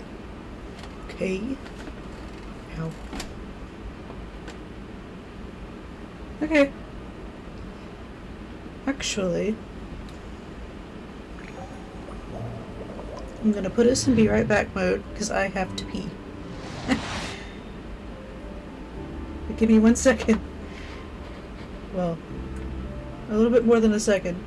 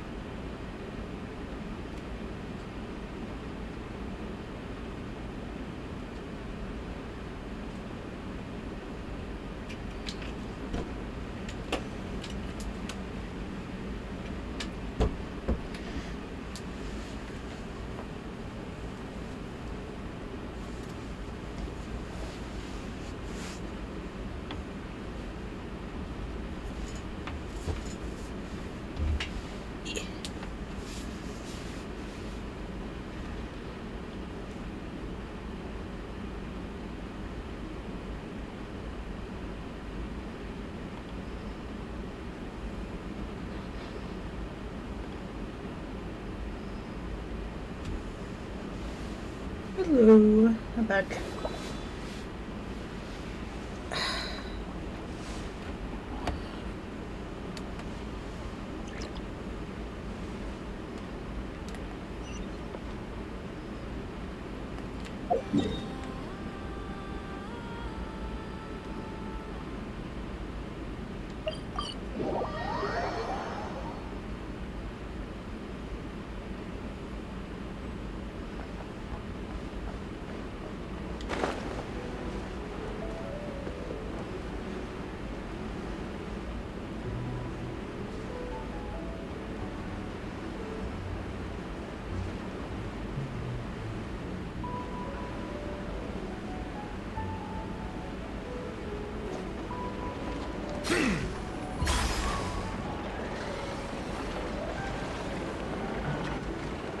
Let's see.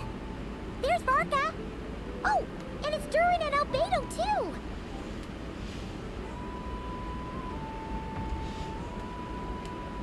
Yeah, this is pretty much the same place we bumped into each other last time. I convinced them to stick around a little longer. We were all waiting on people, so I figured having a little company would help pass the time. Ah, so you've been waiting for us? Does this mean that you've already arranged things with the Fatui? Sure does. Now you're back, we can go meet up with them together. How'd your investigation at the Frost Moon Enclave go?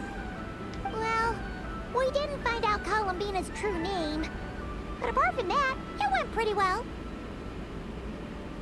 Aha, just as well that I didn't tag along then. I'm sure our moon goddess wouldn't want every man and his dog knowing all about her private life.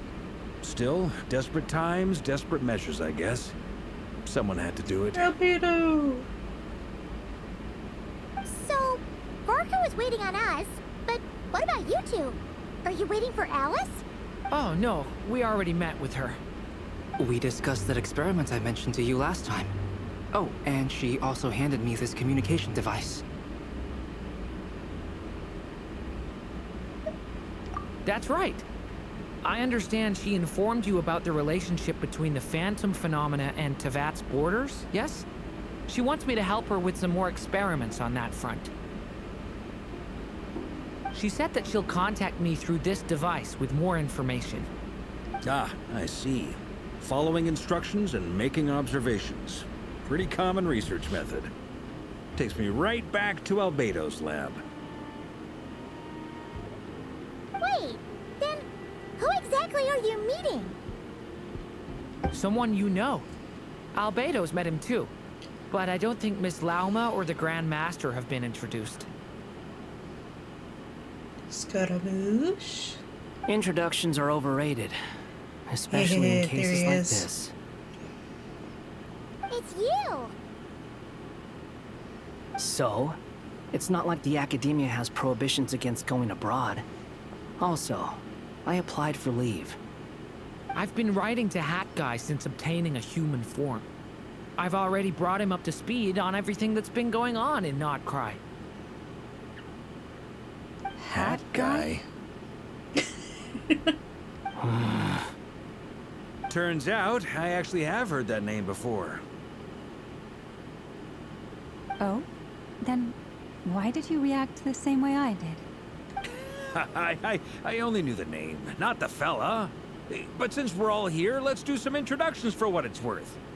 I'm Varka, Grand Master of the Knights of Favonius. Lauma, Moon Chanter of the Frost Moon Scions. And I'm a Driosh from the Vahumana Darshan of the Sumeru Academia. Hat Guy. Good to see you again, Mr. Guy. I believe we last saw each other on the boat ride here. Mind you, the only reason I came here is because there's someone I want to look into. Who's that? The Doctor, also known as Dottore, second of the Fatui Harbingers. From the tone of your voice, it sounds like there's bad blood between you. I was reviewing our archives and noticed that a lot of information about him was missing. Left a bad taste in my mouth. That's all there is to it. I would also be depressed if my name was Hat Guy, to be fair. Dottore, or Zondik, as he was then known, once studied at the Academia, but he got kicked out before he could graduate. So the Harbinger's #2 man is a college dropout? How embarrassing for them. Last we heard, he was planning something. We actually heard that a few times before, even coming to Nodcry, but we haven't seen a trace of him since we got here. He only appears when something interests him. For all we know, he might have left already. But the fact he did something here at all is worth noting. It'll fill a couple extra lines in his file. Why does it sound less like a file you're writing and more like a criminal record? Anyway, we were just about to meet 2 of the other Harbingers. Want to come along? You might learn a thing or two about him there. Sure. Even though they're Harbingers, well, they're old acquaintances of ours, so, you know, when you talk to them, try to be... I got it. The Frost Moon Scion's relations with the Fatui remain tense. Forgive me if I do not attend. In that case, we'll continue assisting Miss Alice with her experiments. Good stuff. Everyone's having a fruitful time. All right, we better get going. I'll lead the way.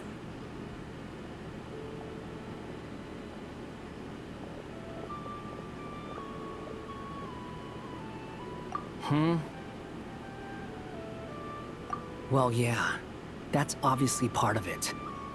But I'm not the only one who has a score to settle with him. Neither you, nor Lesser Lord Kusanali, nor I want to see him meddling with things again. What's the hurry? Don't worry. Pigeons always know which way home is.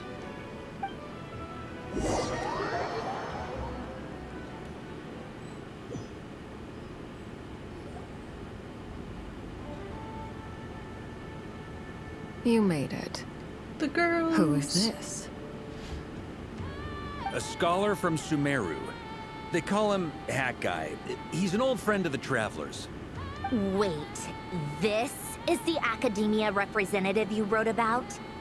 He doesn't exactly look the part. I believe this will prove my identity. You'll notice it bears the seal of the Sanctuary of Surasthana. Well, what do you know? So it does. All right then. My mistake. It's fine. I expected as much. What? So as I mentioned in my letter, the Academia's got its eyes on Dottore. But this matter remains top secret. Apart from those assisting in the investigation, the fewer people who know, the better. If anyone asks, I'm here in Nodcry to pursue my personal academic interests. Gotta say, Barca, you did pretty well to keep all this under wraps for so long. Sounds like you got in touch with the academia about this way back. You flatter me. Where do I even start? Remember that time we fought Rerir at Star Sand Shoal?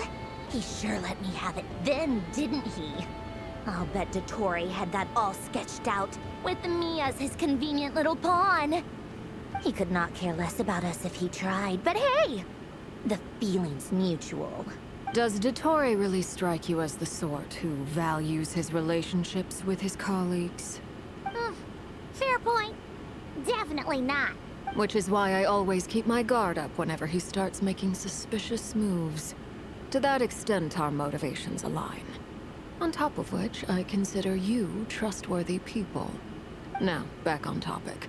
In the wake of the Reikir of Solnari episode, Sandrone and I grew suspicious about Dottore's complete inaction during the entire affair. So we tried to find out what he'd been up to, but unfortunately to no avail. He never lets anyone in on his plans. The more he cares about something, the more secretive he gets. Indeed. Perhaps he believes that by keeping a low profile, he can avoid trouble. But that trick isn't going to work on his colleagues. Yeah, I mean, he's been researching the ancient moon's remnants. And he's been trying to get his paws on the moon marrows. Only an idiot would believe he doesn't have something more planned. With this in mind, I returned to Snezhnaya and relayed my thoughts to Her Majesty the Tsaritsa, entreating her to have him recalled. That's pretty direct. Did the Tsaritsa agree? Yes. I made it abundantly clear that the Fatui's business in Nodcry is almost concluded, and we do not need 3 harbingers in this territory. Her Majesty concurred. Accordingly, Dottore has returned at her orders. I imagine he is continuing with experiments, which no one besides he would ever have any interest in. Common sense might mean nothing to him, but he's not stupid. He knows that no good can come from opposing the Tsaritsa. Smarts alone won't get him all the way. He needs the Rooster's resources and Regrator's Mora, both of which the Tsaritsa can strip from him by waggling a finger. But doesn't he have a track record of publicly following orders while going against them in private? He probably has it down to a fine art by now. Wouldn't put it past him. We worked together on a research project once. Only briefly, but it was enough to show me that we're fundamentally different people. He has no interest in doing things methodically, stage by stage.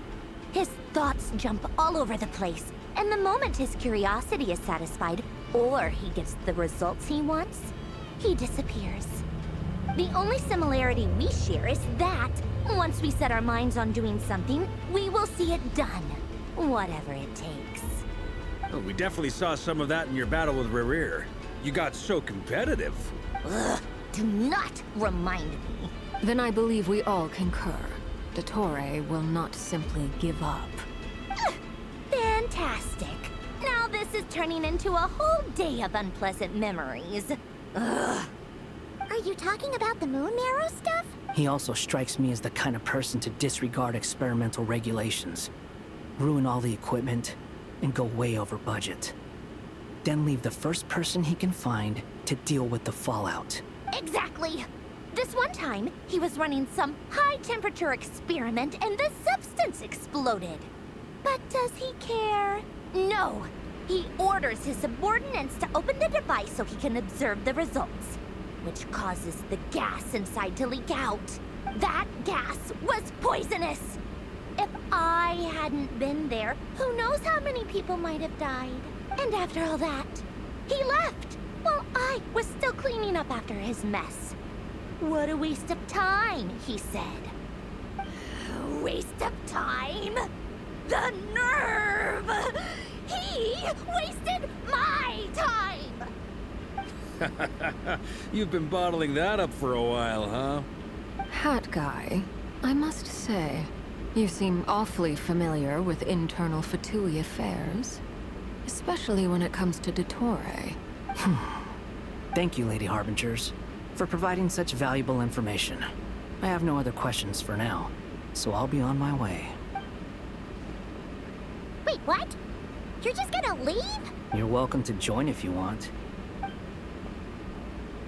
Ugh. Just when Paimon thought he'd finally mellowed out. He makes quite the impression. I'll say, I've met tons of headstrong people, but not many of them would join me in bad-mouthing Dottore. Anyway, back to the main agenda. Barca, you said that Columbina has gone missing? Or rather, disappeared. Yeah. We're working on building a connection between her and this world. The simplest method is to find out her real name. I've actually asked her that question before, but she said she didn't know. Considering our relationship, I doubt she was lying to me. As far as I recall, she was never dispatched by Her Majesty to claim a gnosis or anything like that. The Tsaritsa's plans had long contained a place specifically for her. I always thought that was weird. What could she do that the rest of us couldn't? Knowing what we do now, it's probably something related to Kavaki, right? More than likely. When she first arrived, Columbina would often go to Her Majesty and ask when she could start the task assigned to her. But Her Majesty always gave the same reply. The time has not yet come. So she spent her days in Snezhnaya doing basically nothing. The Tsaritsa has summoned a beautiful blind maiden to be a harbinger, giving her the third seat by virtue only of her enchanting voice. It was a dumb and stupid rumor, but the reality of the situation made it hard to refute. And what happened after that? I imagined she stopped caring. She no longer seemed to care why she had been recruited, and Her Majesty never gave her any missions, so she just continued to sing in the flower garden. For my part, I was busy. So busy, in fact, that watching someone be that idol had me fuming. But still, I got the sense that she had long been used to a life of other people claiming she was needed when she wasn't. I just felt that having a place to stay would cost me something eventually. And so I waited quietly for the day that I would have to pay the price. And on the other end of that spectrum, you had me. Someone once told me that I had the lousiest work and the toughest luck. That's a good way of putting it. I forget who said it, but those words have always stuck with me. But you've done your job exceptionally well all this time. Because at heart, you are a conscientious person. What is it? Something come to mind?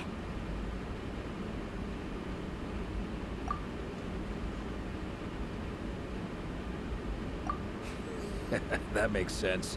Nothing screams you are needed like your name shouted from across the town. Well, good luck with it. But if you ask me, Columbina is still the most shoutable name.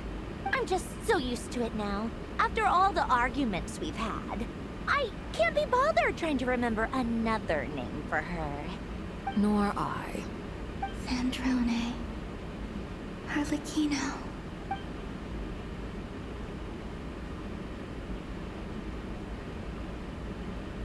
Huh! It's a Sealy! Does that mean Nicole has news for us? Ladies, I thank you for your hospitality. If the chance ever comes up, I definitely owe you both a drink sometime. I'm sure it will. You can make your own way out. Heck, you've been here enough times, you probably know your way around better than I do. Okay, time to do what adventurers do best. Follow that Sealy!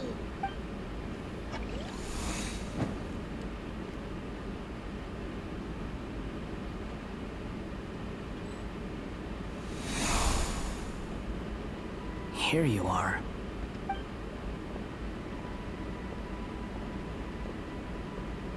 Oh, that guy. How come you're back so soon? Did things go all right with the Fatui? Fine. Dotori's been summoned home by the Tsaritsa. Couldn't get much more than that. How about you? Any progress with the investigation? Unfortunately not. We've tried everything. Different phantoms, different locations, different points in history. But the results were the same each time. Abyssal monsters roaming the land. People crying out in despair, with no hope of being rescued.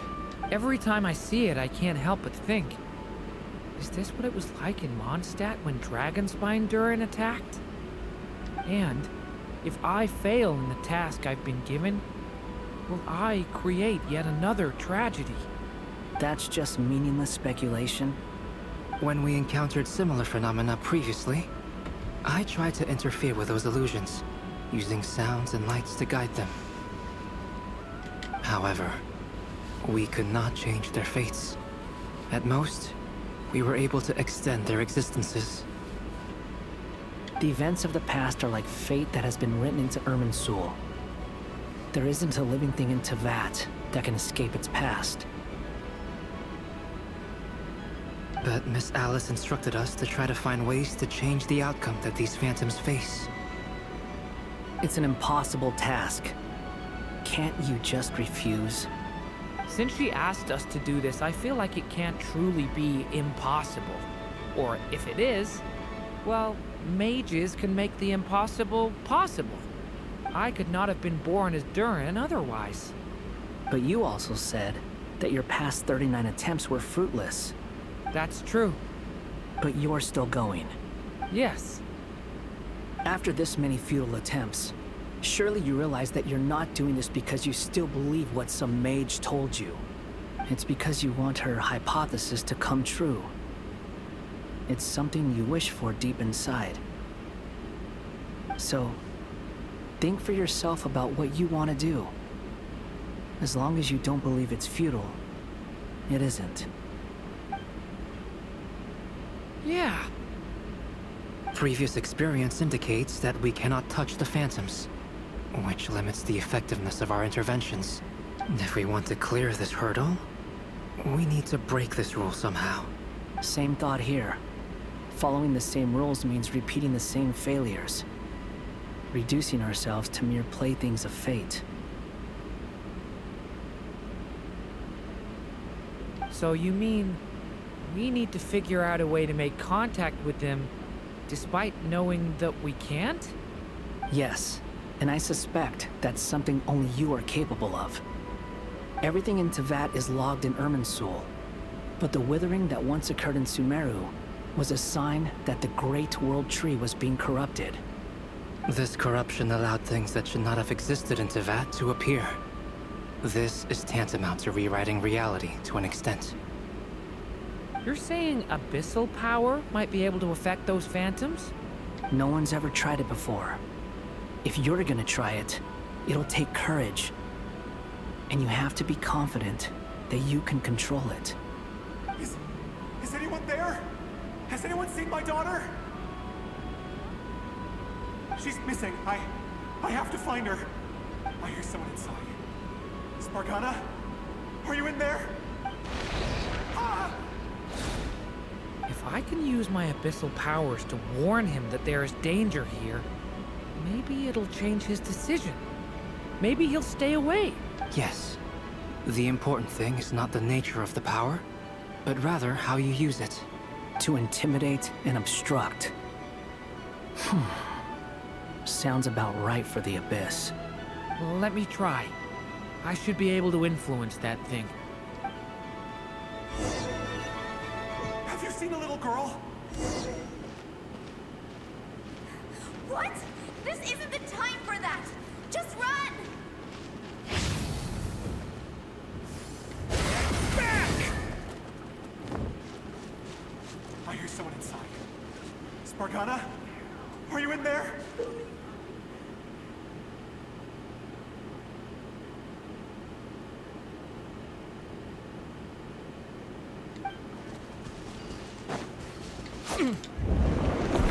What is this? Looks dangerous. I should get out of here.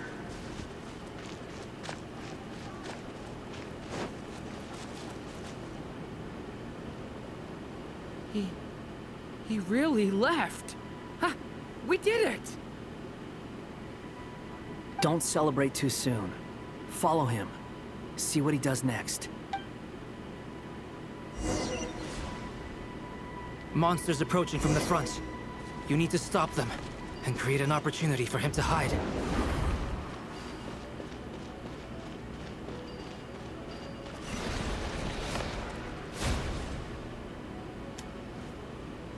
Help me!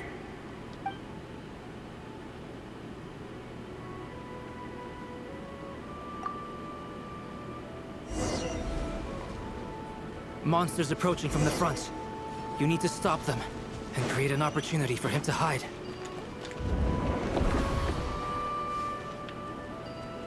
No! There's a monster ahead!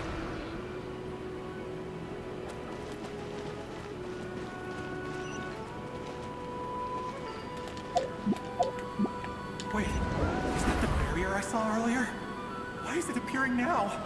It's as if someone's controlling it.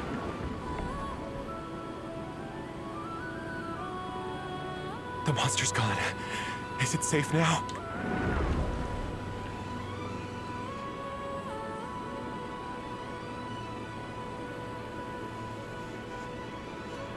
The barrier's gone too. How odd. Anyway, I guess I'll keep going. Quickly, let's keep up.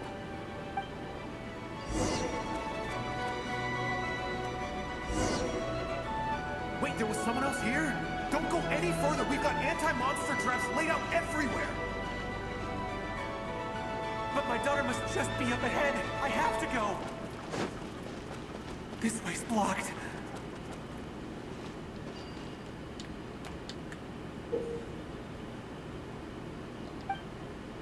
We might be able to use the explosives over there, but we need to take care not to hurt him.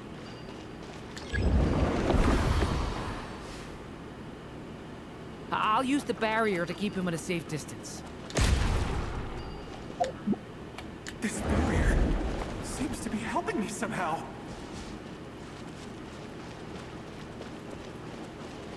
Hey, wake up! Oh, no good. Gotta keep moving ahead.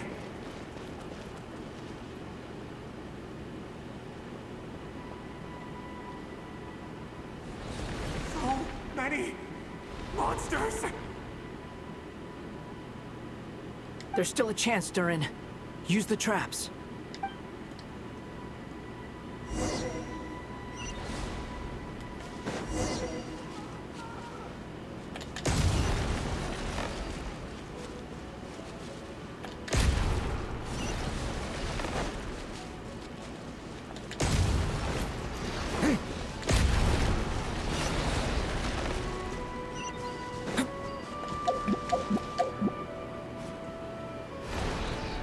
Help me!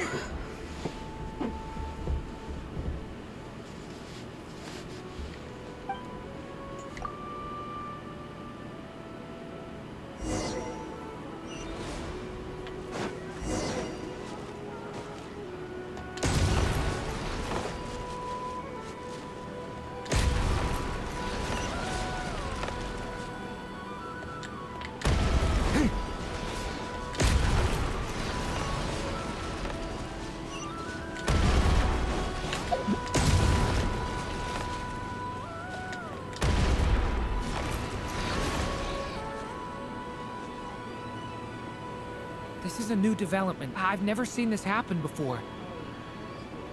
We might just be able to save this person.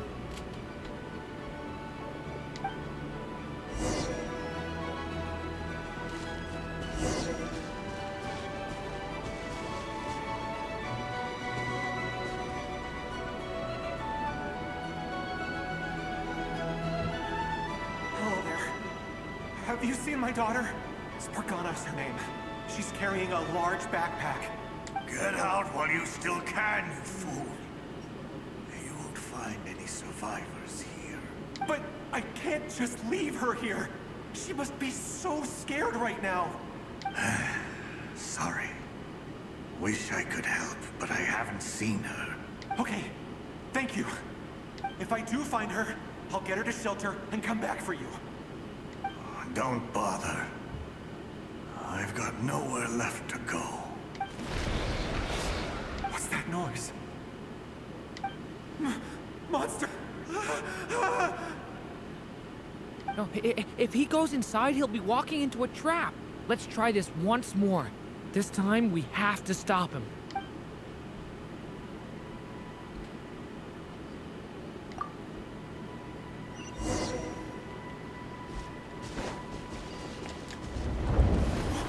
Why? How will I know where Spargana's gone like this? You know what? I'll trust this strange barrier. It's gotten me this far after all.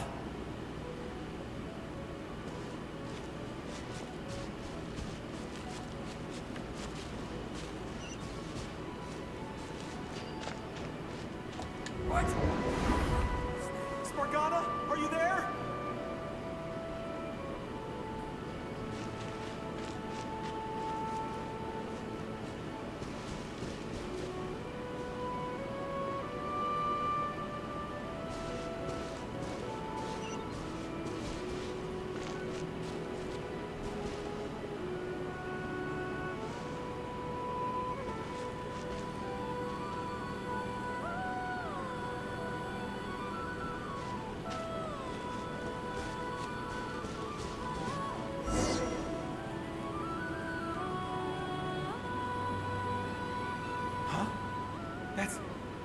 That looks like one of my daughter's books. Oh, thank you. Thank you. Yes, it's one of hers for sure. That's her name on it right there. She left her backpack here. Durin, just like last time. Use the explosives.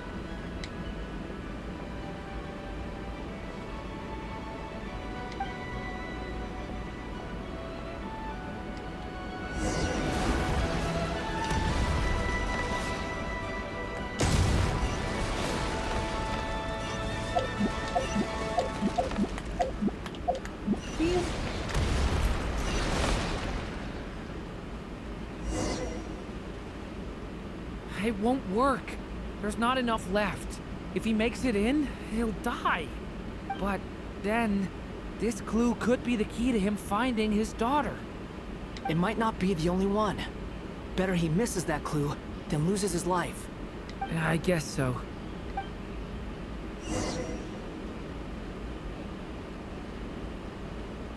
Stop him, Durin. We can't let him get any further in. That's my daughter's book! She's passed this way! Why? Why won't you let me go in? I've searched and searched and searched just for this! But how will I find her without any clues? I no longer have anywhere else to go.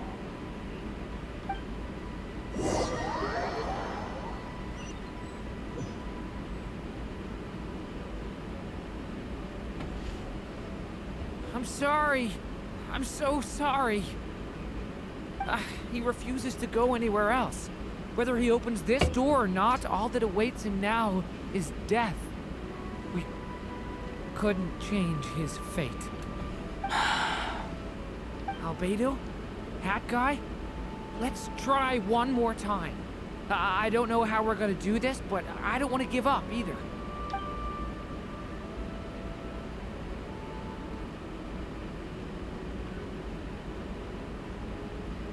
Why am I here?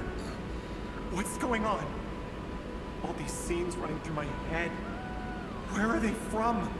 Huh? What's going on? His reactions have changed. How many times have I... What's happening to me? Huh? Wait. Who are you? You can see us now? I feel like I always could, but that I only just realized you were there. I'm sorry, I don't know how to describe what I'm feeling. But you were the ones guiding me using that marked barrier, right? I haven't done anything yet, but those monsters, those deaths, they feel like memories. Like things I really did experience. I won't find my daughter. In fact, I'll ultimately die trying to find her. Isn't that right? Well, no, it isn't. Yes, it is. Even so, we're trying to find a way out of this. You've not seen my daughter either, have you?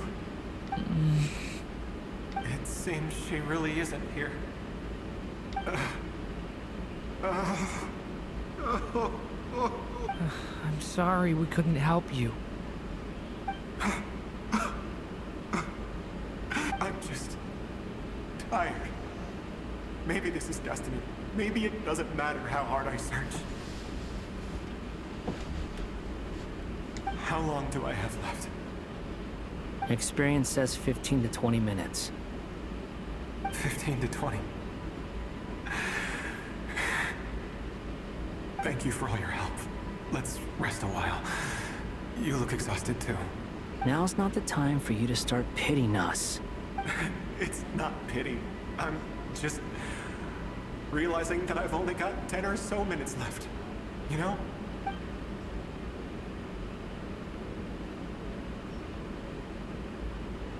You say you're from Mondstadt, yes? A place with windmills, where people enjoy limitless freedom? And you're from Sumeru, where they've built an academy into a giant tree? Yes. It seems you've never heard of either place. Those names are unknown to me, I'm afraid. Yes. Have you heard of Hyperborea? I have, but I heard that it was destroyed in the distant past. I see. That was where my ancestors once lived. What about Delphi Pytho? Was it later rebuilt? I've never heard that name. Then what about Sal Vindagnir? I have seen that name on stone tablets on Dragonspine. But I'm afraid the only things left of that place are its ruins.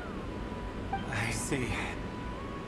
Sure enough, there was no way to turn this around, huh? I'm sorry. I was the one who asked to chat, but it seems like we're too many ages apart. There's barely any common ground to start from. It's all right.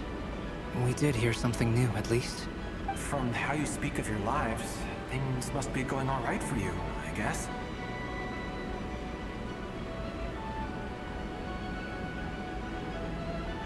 They are. Mondstadt is a place of freedom and happiness. There's a lot of good people in the church and the Knights of Favonius, and even outsiders find that it's an easy place to feel at home. We have festivals a few times a year. Everyone gets together to drink, sing, and be merry. Sumeru is a lot more uptight. Not really the kind of place where you can relax. It's a nation fraught with problems wherever you look.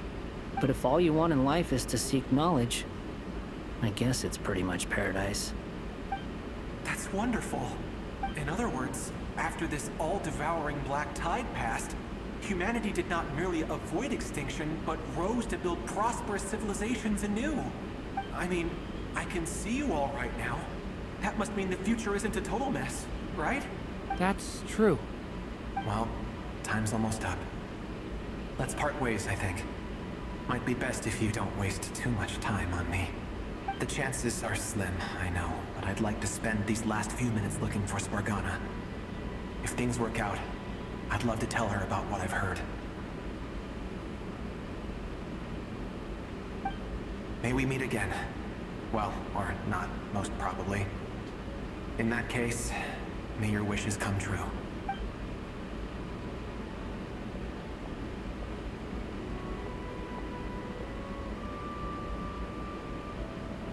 He's gone. In a few minutes, he will meet the end that was his to begin with. The ending of this tale did not change, but I believe that we've just made the most progress we have yet. May your wishes come true. If only it were so simple. Hat guy, could I ask you a question?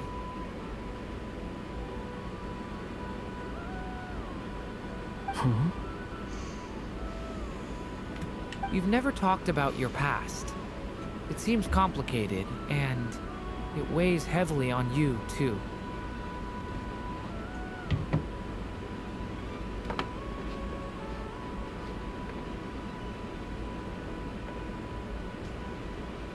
Would you be willing to tell me about it? I mean, sometimes it's better to get things out in the open. Take that guy we tried to help, for instance. At least he said goodbye with a smile, right? I know about Albedo's past. Our experiences are very similar, and he created me. As for you, you're my first friend, and you've witnessed every step I've taken. But by comparison, I know nothing about you. Either way, I mean, we're still best friends. But if I knew more about you, I might understand your thoughts a bit better. I've told you about myself. I'm a student at the academia. And what did you do before that? Prepared for the entrance exam? All right. If you really don't want to talk about it, I won't press you any further. I was a puppet built from the branches of a white tree, using technology left behind by the Conrian schools of mechanical engineering. A white tree? You mean an Irminsul tree? Yes. A branch of Irminsul that was once connected to the main tree. So you had a human creator too? Yeah. But my creator abandoned me after deciding that I was a failure. After that,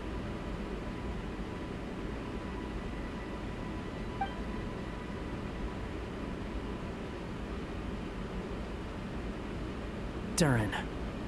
Resisting the influence of the Abyss, suppressing the urge to destroy, trying to do the right thing. None of these things are easy. But no matter how hard they are, trying to rewrite past wrongs is far harder. You asked me if you would create a new tragedy if you failed. I told you there was no point speculating about that. But the real answer is, yes, you absolutely will. That guy. But at least you've got people here to help steer you away from the wrong path.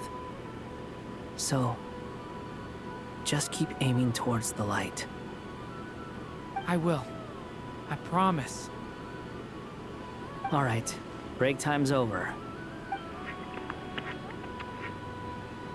Hello? Durin speaking. Hello, friends, it's me. What have you been up to, I'm detecting some unmistakable fluctuations here at the border. The amplitude isn't particularly high, but they're completely different signals from the ones before, and the scale is comparable to those I've detected previously. Alice, we were unable to save that person. However, he appears to have retained a portion of the memories gained through that cycle, and was able to hold a conversation with us. I see. Well, that is rather odd indeed. It definitely merits further attention. Could I trouble you to keep trying the same approach? I need to gather some more data. Counting on you. I should probably have Nicole come and check this out as well.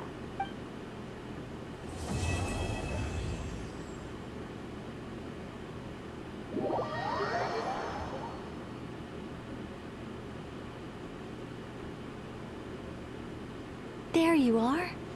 I was worried you might stop to collect treasure chests opened by the Seelie along the way. It would have taken you so much longer to get here.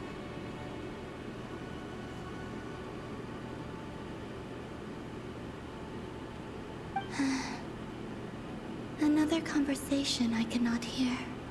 I am delighted to see that you understand what takes priority, and that your adventurer's instinct has not swayed your resolve. Really, I must applaud you for it. You should know. Ah, Paimon's head. Okay, I'll try and keep it short. My senses are telling me that this is where we shall find the entrance to the ruins. Oh, cool! Look, what are we waiting for? Let's open it up and see! Patience. This was a sanctuary of great importance to the Hyperboreans. A special process is required to open the gate. Oh! Like the place that housed the Eternal Moon's Marrow? Okay, so what's the plan? Need us to do anything? And just the short version, if you can. Ah. Alright then. I was planning to start with some background on the invention of these techniques. Are you sure you don't want to... Remember what you were saying about priorities? Fine. Simply put, we need 3 human representatives to successfully undergo a process of Kuvaki resonance. Think of it as a test from the 3 moon goddesses to see if the entrants are qualified, with the most recognizable qualification being Kuvaki. Pretty sure Lauma would ace that test. Oh, wait. We need 3 people. I also have no doubt that the Moon Chanter would be qualified. But we would need 2 other people with the same constitution. Therefore, the most feasible method is not so much to follow the rules, but to figure out how the test functions and find a workaround. I've done some research, and it turns out the mechanism is rather crude. We'll simply need humans to stand before it, who have sufficient Kuvaki energy within them. I'm with you so far. How do we get the Kuvaki in them? The easiest way would be transfusion. Take some Kuvaki from Nodkrai's soil, put it into the bloodstream, and get it circulating in the body. So we're going to... cheat on the test? Precisely. There are other methods, but this is the simplest one. Cheating the system is much easier than trying to hide from it. Huh? Ah! Sorry? Does the idea of cheating upset you, Miss Lauma? No, that's not it. I suddenly had an idea. Oh, what is it? It's about Moon Prayer Night. I figured out a way for Kuthar to join in the festivities. Huh? But as Paimon said, we need to have our priorities straight. Let's get back to the test. I'll follow up with Nefer on the festival arrangements. Oh, okay. Anyway, is this really the best method we have? A Kuvaki transfusion sounds dangerous, no matter how you slice it. If you think that's dangerous, wait till you hear the other methods. I'd be more than happy to go through them if you'd like. There are several. No need, we're good. Let's go with this one. Very well. Kuvaki transfusion it is. Now, I should mention that the risks can be greater or lower depending on individual compatibility. It would be rash to simply infuse the Kuvaki and hope for the best. If the body rejects it, the reaction can be quite severe. The symptoms are similar to another condition that some people living here suffer from, known as congenital Kuvaki sensitivity. So, before we execute our plan, I will perform a simple test of my own to see who is compatible and who is not. Once that is done, we will have to complete the resonance process as rapidly as possible. The participants must remain stationary while the Kuvaki circulates and bonds with them, and they mustn't eat or drink anything. What? No eating or drinking? That's some hardcore fasting. They'll all be monks by the time they're through. 3 days. Oh, that's so long! And we still need to find 2 more people who are not just compatible, but also willing to volunteer. Fasting? What are they talking about? Really? Don't you want to think this through? Haha, count me in too. 3 days without food? I can handle that. Miss Nicole has made it clear that this is the easiest way. The way I see it, there's nothing else to discuss. It's time to step up. Yeah, you're right. In that case, Paimon volunteers to be captain of logistics. She'll keep the fires lit and grab some spare clothes to keep you comfortable. Then we'll start with you first, Traveler. Please step forward.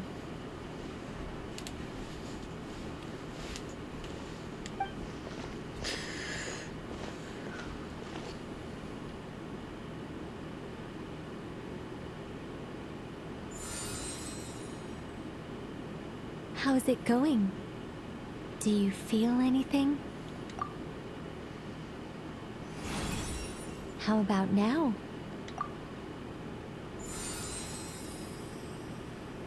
And now?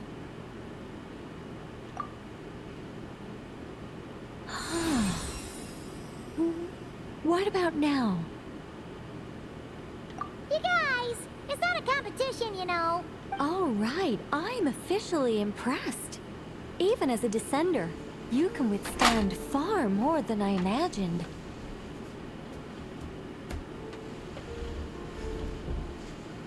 It's like I summoned a giant stone titan to arm wrestle you, and your arm hasn't even moved an inch. In my last attempt, I infused 5 times the amount of Kuvaki required. Yes, safe to say, compatibility won't be an issue for you. You're eligible to join. You're next, Mr. Varka. Sure, here goes nothing. All right, I'll start where we left off. 5 times the required Kuvaki dose. Whoa, whoa, whoa, hey, hey, wait a minute. How's it going? No, not great. I kind of want to puke. Feels like I've been drinking too much. A few bottles of wine and a big stein of Dark Horse. Some hard liquor from Leo mixed in. You think this is funny? I just lost to a young lady in an arm wrestling contest. I'm never gonna live that down. My apologies. I'll lower the concentration and try again. Oh. How's it going now? I'm not as dizzy as last time, but I can still feel it pulsing around. In that case, you wouldn't be an ideal choice, Mr. Varka. Let's try someone else. Okay. Let's go ask some of our other friends then.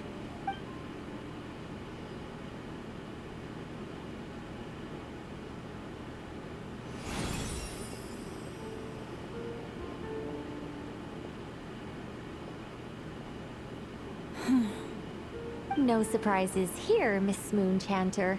You're perfectly compatible. You may join.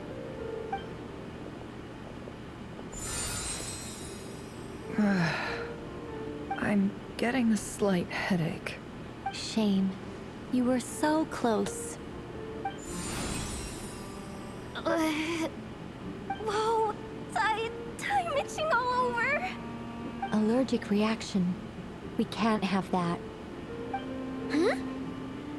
Well, are you gonna start a what? The Hexenzirkel is an organization that cares for and protects children. We will not have them do dangerous things. Not even tests.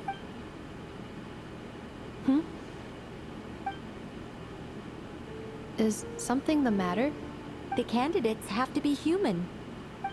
I guess that rules me out too. Huh. Everyone except the Moonchanter got beaten. Guess I don't need to feel so bad after all. I mean, looks like this isn't gonna be as easy as we thought.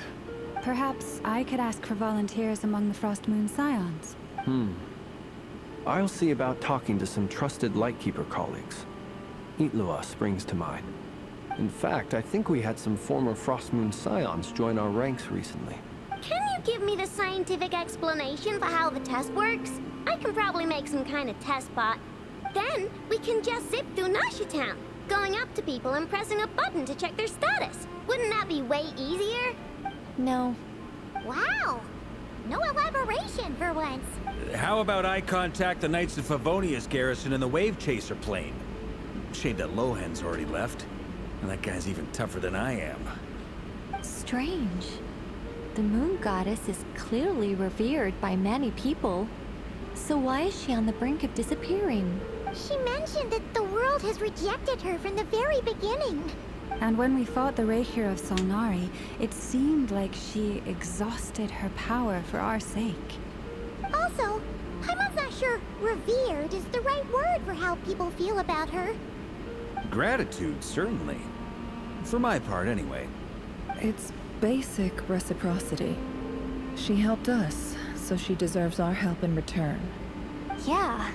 Even though she looked like she didn't care, she still saved a ton of people, including me. A review of the relevant data leads me to conclude that Miss Columbina is a good person. Yep, you bet! They really think so? I'm super surprised that Columbina isn't her actual name, though. I think it really suits her. It's light and graceful and... yeah, just a really pretty name. I know, right? Unfortunately, that's not our decision to make. Columbina. That was the code name the Fatui gave me. But it also came up in the song I heard when I was born. But... is that really all there is to it? What do I truly think of my own name? Is there anyone left who will still call me by that name?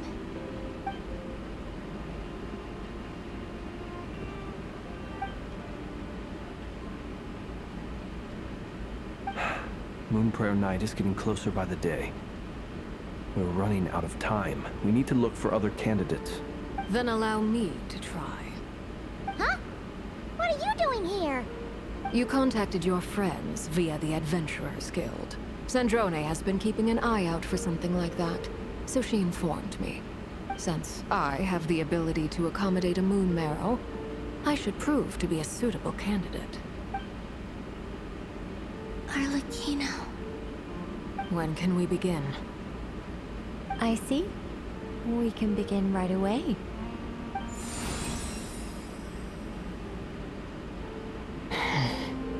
How was it? Did you feel any discomfort? None at all. Then it seems we shan't need to look for additional candidates after all. Great! Cool. Alright, like Paimon said, the rest of us can take turns making sure the three of them stay warm and comfy. Then, my job is to take care of the caretakers. I will ensure everyone receives food and accommodation.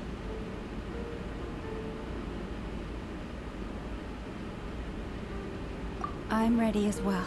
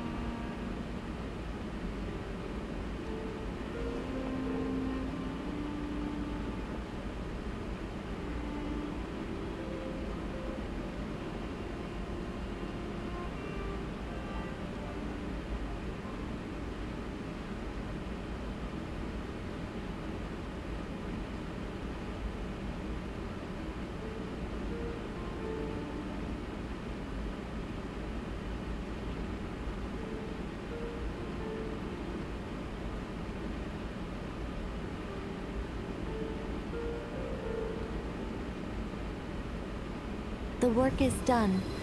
The sacred scroll shut. The stars grow dim, the people silent. The white sun sets, the silver moon rises. O path to the temple, appear now before us.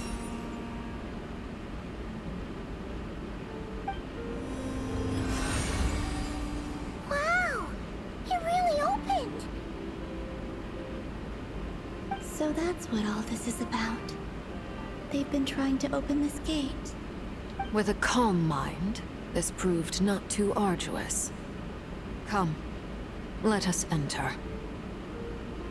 It might be best to eat something first. Take care to chew properly and swallow slowly. It will give your body time to readjust to the digestion process. They will head in soon. They will need to enter this gate.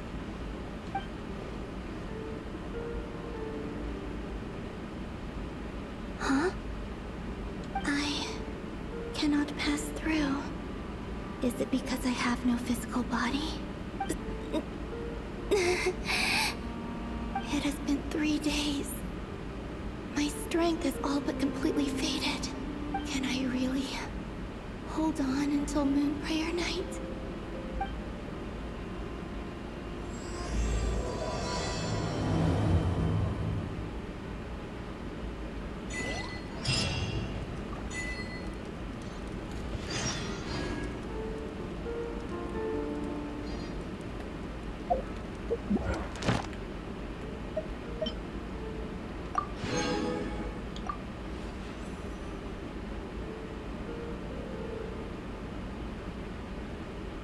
Here we go.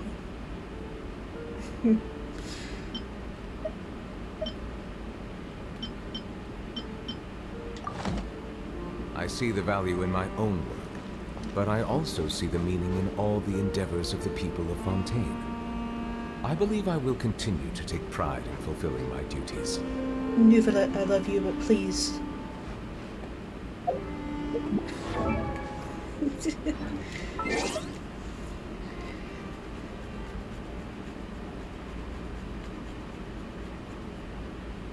Alrighty. That took, let's see, 3 hours and 21 minutes.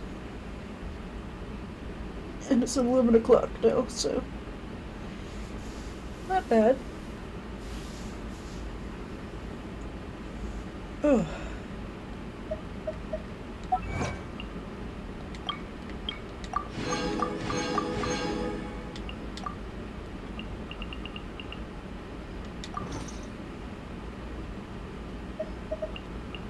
Losing.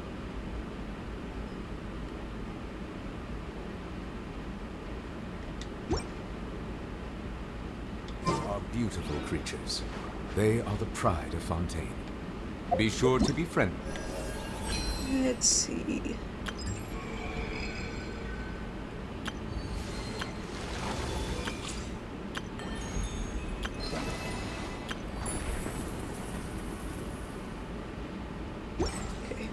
Cause them no harm. Get out of here before I accidentally trigger it.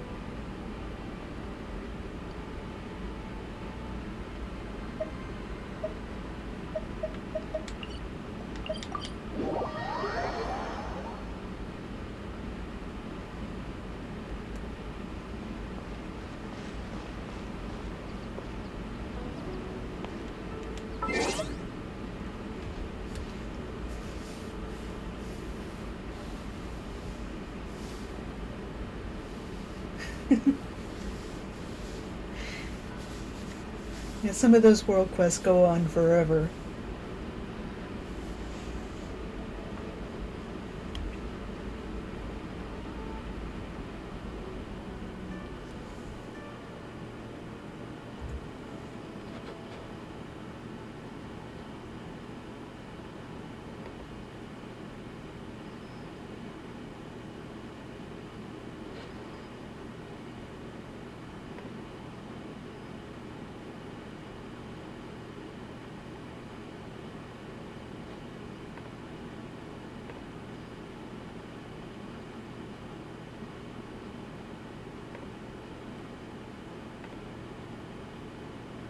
Alrighty. Reckon that'll be all for this afternoon.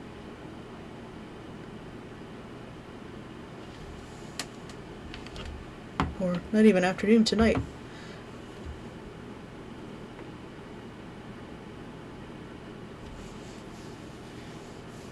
One last area at 100%. Cool. Heck yeah. Oh yeah, the new area is out now. I have to do that. Oh gosh.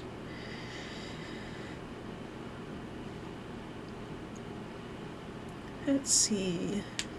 I think I will do the next part, the next Archon quest, probably Tuesday.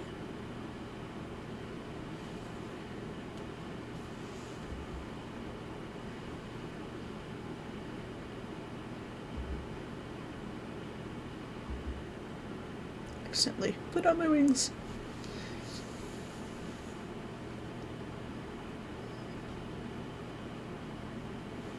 I'll have to see what I'm doing next week.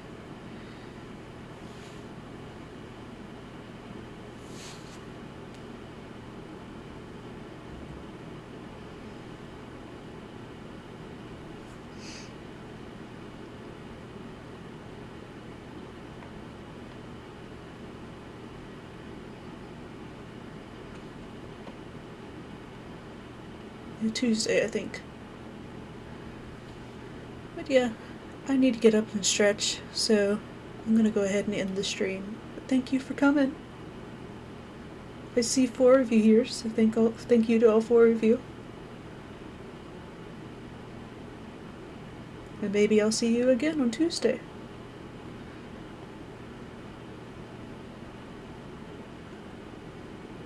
Bye, Nath. Bye, CL.